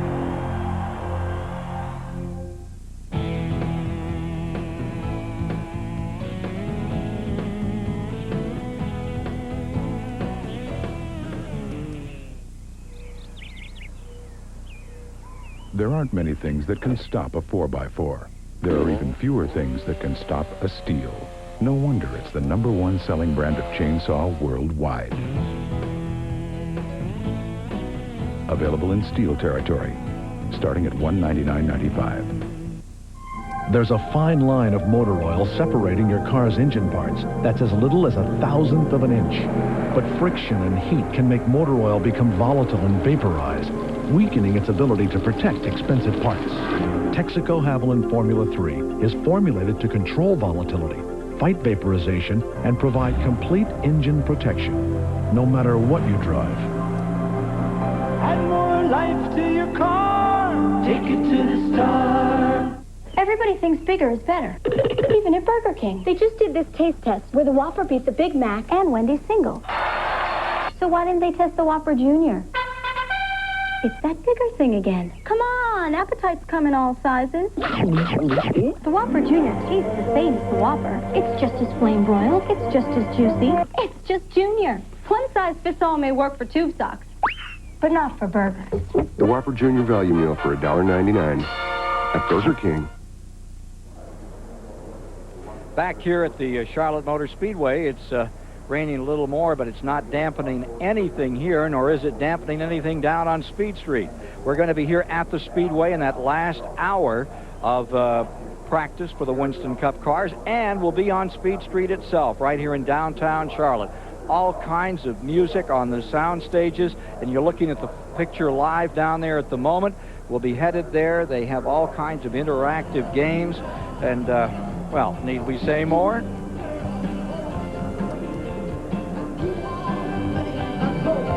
Music from the 50s, the 60s, the 70s. As we say, 3 stages of music, lots of people to meet. So we hope you're going to be staying with us. It is going to be hot. Yes, listen to the music. All right, let's listen to Dick Berggren right now. He's worked his way down on the track. Well, Darrell Waltrip, we missed you on the broadcast for sure, but more importantly, how are you feeling? Well, you've made my day complete. All I've seen since last Saturday night are doctors, and here you are. But, you know, I can't drive the whole race. I'm taped up, and I feel as good right now as I felt since last Saturday night, but I still can't drive the whole race. I just got to make up my mind as soon as I can to get out of the car tomorrow and put Jimmy Hensley in the car and let him have at it. Do you want to have rain tomorrow morning? What do you want for this thing? Do you want this last practice to rain out? What do you want here? No, I need to get back in the car because right now I'm in my race mode. I'm taped. I got everything the way that I'm going to have tomorrow to see how long I can run. I'm feeling, like I said, pretty good right now, so I'd like to go out and run a few laps, see if maybe I can run 20, 30, maybe to the first pit stop. We just need to try to keep Jimmy from going a lap down. What would be ideal is if it was doing this when they started the race tomorrow and they had to run a few laps up under, drop the green and run a few under caution. I could come in and get Jimmy in the car ASAP, and that'd set us on our way. Jimmy can win this race. We got an awesome race car, and he can win this race. Darrell Waltrip, always thinking of ways to win races. Randy Pemberton. Jason Keller with another solid run. You guys have been getting stronger and stronger. I finally have a driver that will document that it was a little out of control out of there with the rain. I tell you, my old dirt days back in Gaffney, I guess, came into play there, but we had a really good car all day, and this Buzzy Gourmet crew, they're really coming together. Our finishes are showing, and I'm trying to mature a little bit as a driver, and it's really exciting. I'm really glad I'm a part of it, but driver made a little mistake there in the pits on the green flag. I let it drop off the jack, and it cost us about 8 seconds, but we'll be back at Dover. Dover's a good place for me. Okay, congratulations. Good effort here today from all you guys. Thanks, guys. Appreciate it. Ken? Well, let's take a look at the point situation. For sure, it has changed dramatically here this afternoon. Johnny Benson still leads, but Chad Little is close to within 124 points of him. He took 107 away from Benson after Benson crashed early in the going, so it's a 124 difference. But the big story, I believe, here today would be Jeff Green. He has come from 12th to 6th place with this incredible finish. He just drove so well. Taking a look at more of the standings, Terry Labonte, he's missed 2 or 3 races, but he's still up there in the top 10. Larry Pearson, Mike McLaughlin, Jeff Fuller stays in 10th. Rodney Combs back to 11th. Jim Bound in 12th. So we're almost ready for that practice period, and I'm wondering if they're going to hold this for a moment. I'm looking over in the control tower at the NASCAR area as to when they're going to release the Winston Cup cars to start their final practice. Dick Berggren has another of those Winston Cup stars with him now. I know, didn't Ken Schrader have a great run today, all the way from the back of the pack to 5th spot? You happy with that? Well, I was just talking to Bobby Allison. He said, boy, you ran pretty good today. If 4 guys wouldn't have run better, but hey, we had to run the Hooligan yesterday, and we won it, started 4th or something, missed the wreck, car's in one piece, we'll take it to Dover. How about tomorrow? What have you learned today that can help you tomorrow? Well, quite a bit on chassis. With the cooler weather, from what we learned this morning with the Cup car and what we learned with the Busch car, we know what we need to change before we start this thing tomorrow, if we're starting and it's a lot cooler than it's been all week. Well, we're going to have Speed Street coming up real soon. Happy hour practice. At least we hope we're going to see some happy hour practice here in Charlotte. And we'll be back with all of that in just a moment. Today, following the Red Dog 300, a special 2-hour motorsports block party. Memorial Day weekend. Speed Street 95. After the race today on TBS. I get here early to stock up on Texaco Haviland Formula 3 motor oil because it gives my engine complete protection. Me too. Michael Andretti. Texaco Haviland Formula 3 is formulated to control volatility and fight vaporization. And it's the same oil used by championship racing teams. Empty. Tough track, huh? Take it to the star. Buy a case of Haviland and get this Texaco Haviland number 28 die-cast race car model free. Well, the battery's good, and the starter's brand new, so I figure it's got to be the alternator, right? I go into the AutoZone, get a new one. Well, this guy says, well, let's check the old one first. No sense buying something you may not need. Well, turns out it's a voltage regulator. I tell you, I could have spent a lot of time swapping out parts till I got it right. But with AutoZone, piece of cake.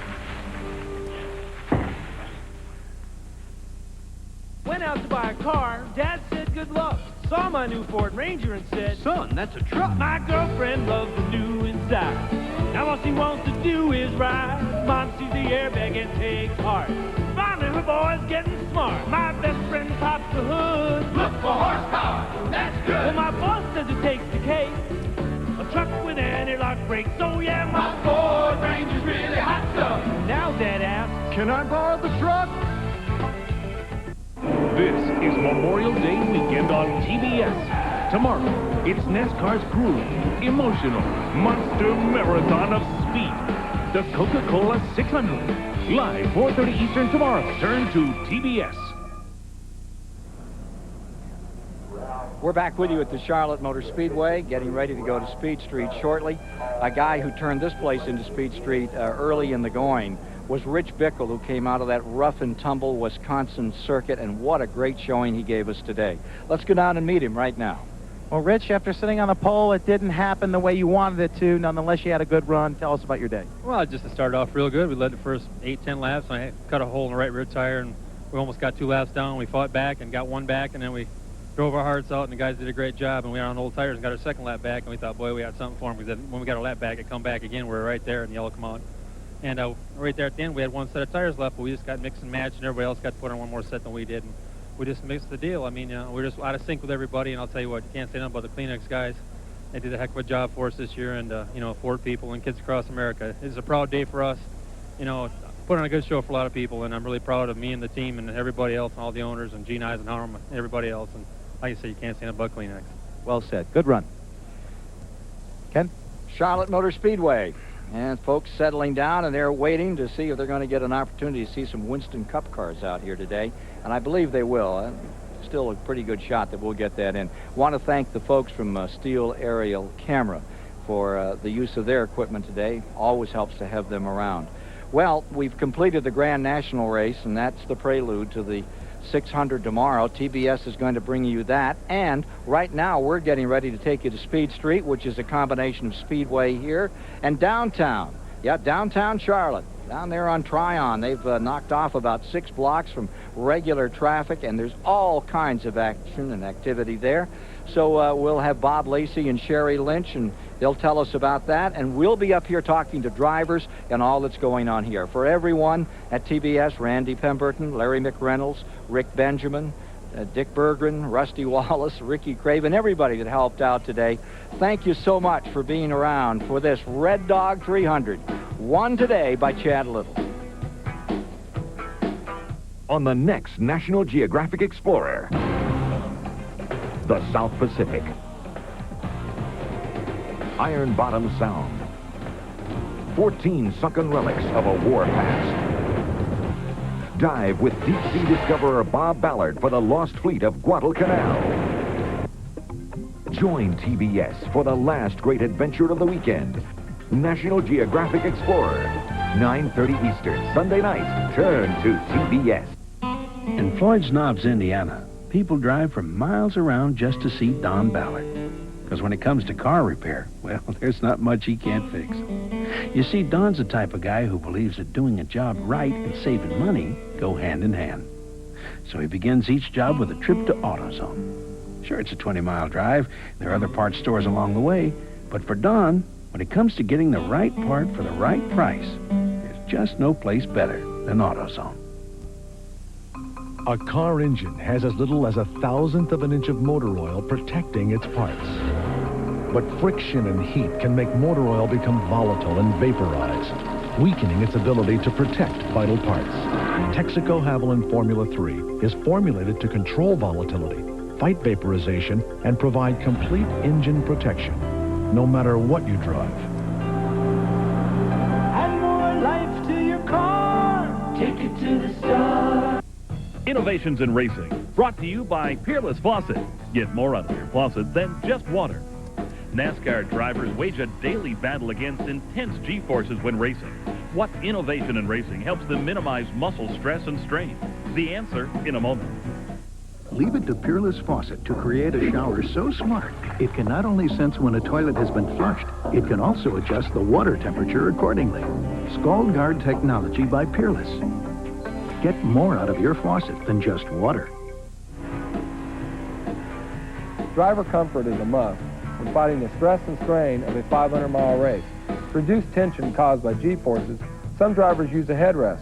The headrest also protects their neck and head from injury during a wreck. This is one innovation drivers are thankful for. Innovations in Racing, brought to you by Peerless Faucet. Get more out of your faucet than just water. For 8 days in May, the Charlotte Motor Speedway is filled with exciting action.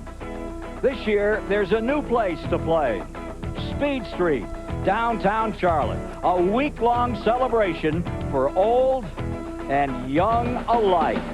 Speed Street 95, a city's prelude to the 36th annual Coca-Cola 600.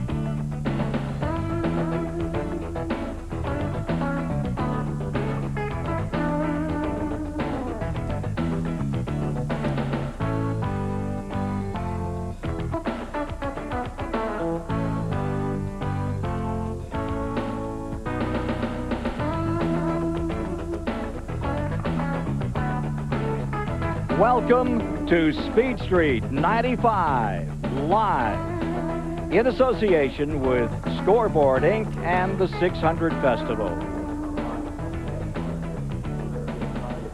Well, hello, everybody. Ken Squire, welcome you to the Charlotte Motor Speedway. A little damp out here right now, but with any luck at all, the Winston Cup cars are going to be out here on the Speedway getting ready for that 600 tomorrow. This is their final opportunity to fine-tune all of these great 42 cars that we'll see in action at 5 o'clock tomorrow afternoon here on TBS. Now, that's the Speedway part.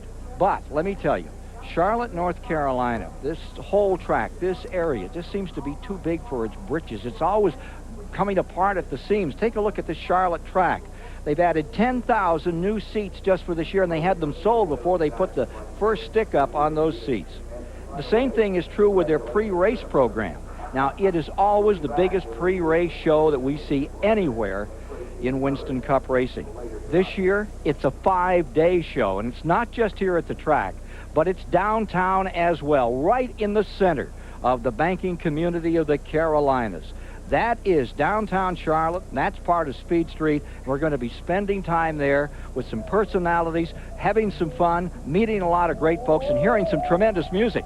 It's all coming up in the next 2 hours. So, I hope you're going to stay here with us to enjoy all of it today. And as I say, very shortly out here on the racetrack, we should have every qualified driver getting a chance to make sure that car is letter perfect for the running of one of the biggest races of the year. And again, this race is unique. It starts at 5 in the afternoon. It'll end after dark under the magnificent lighting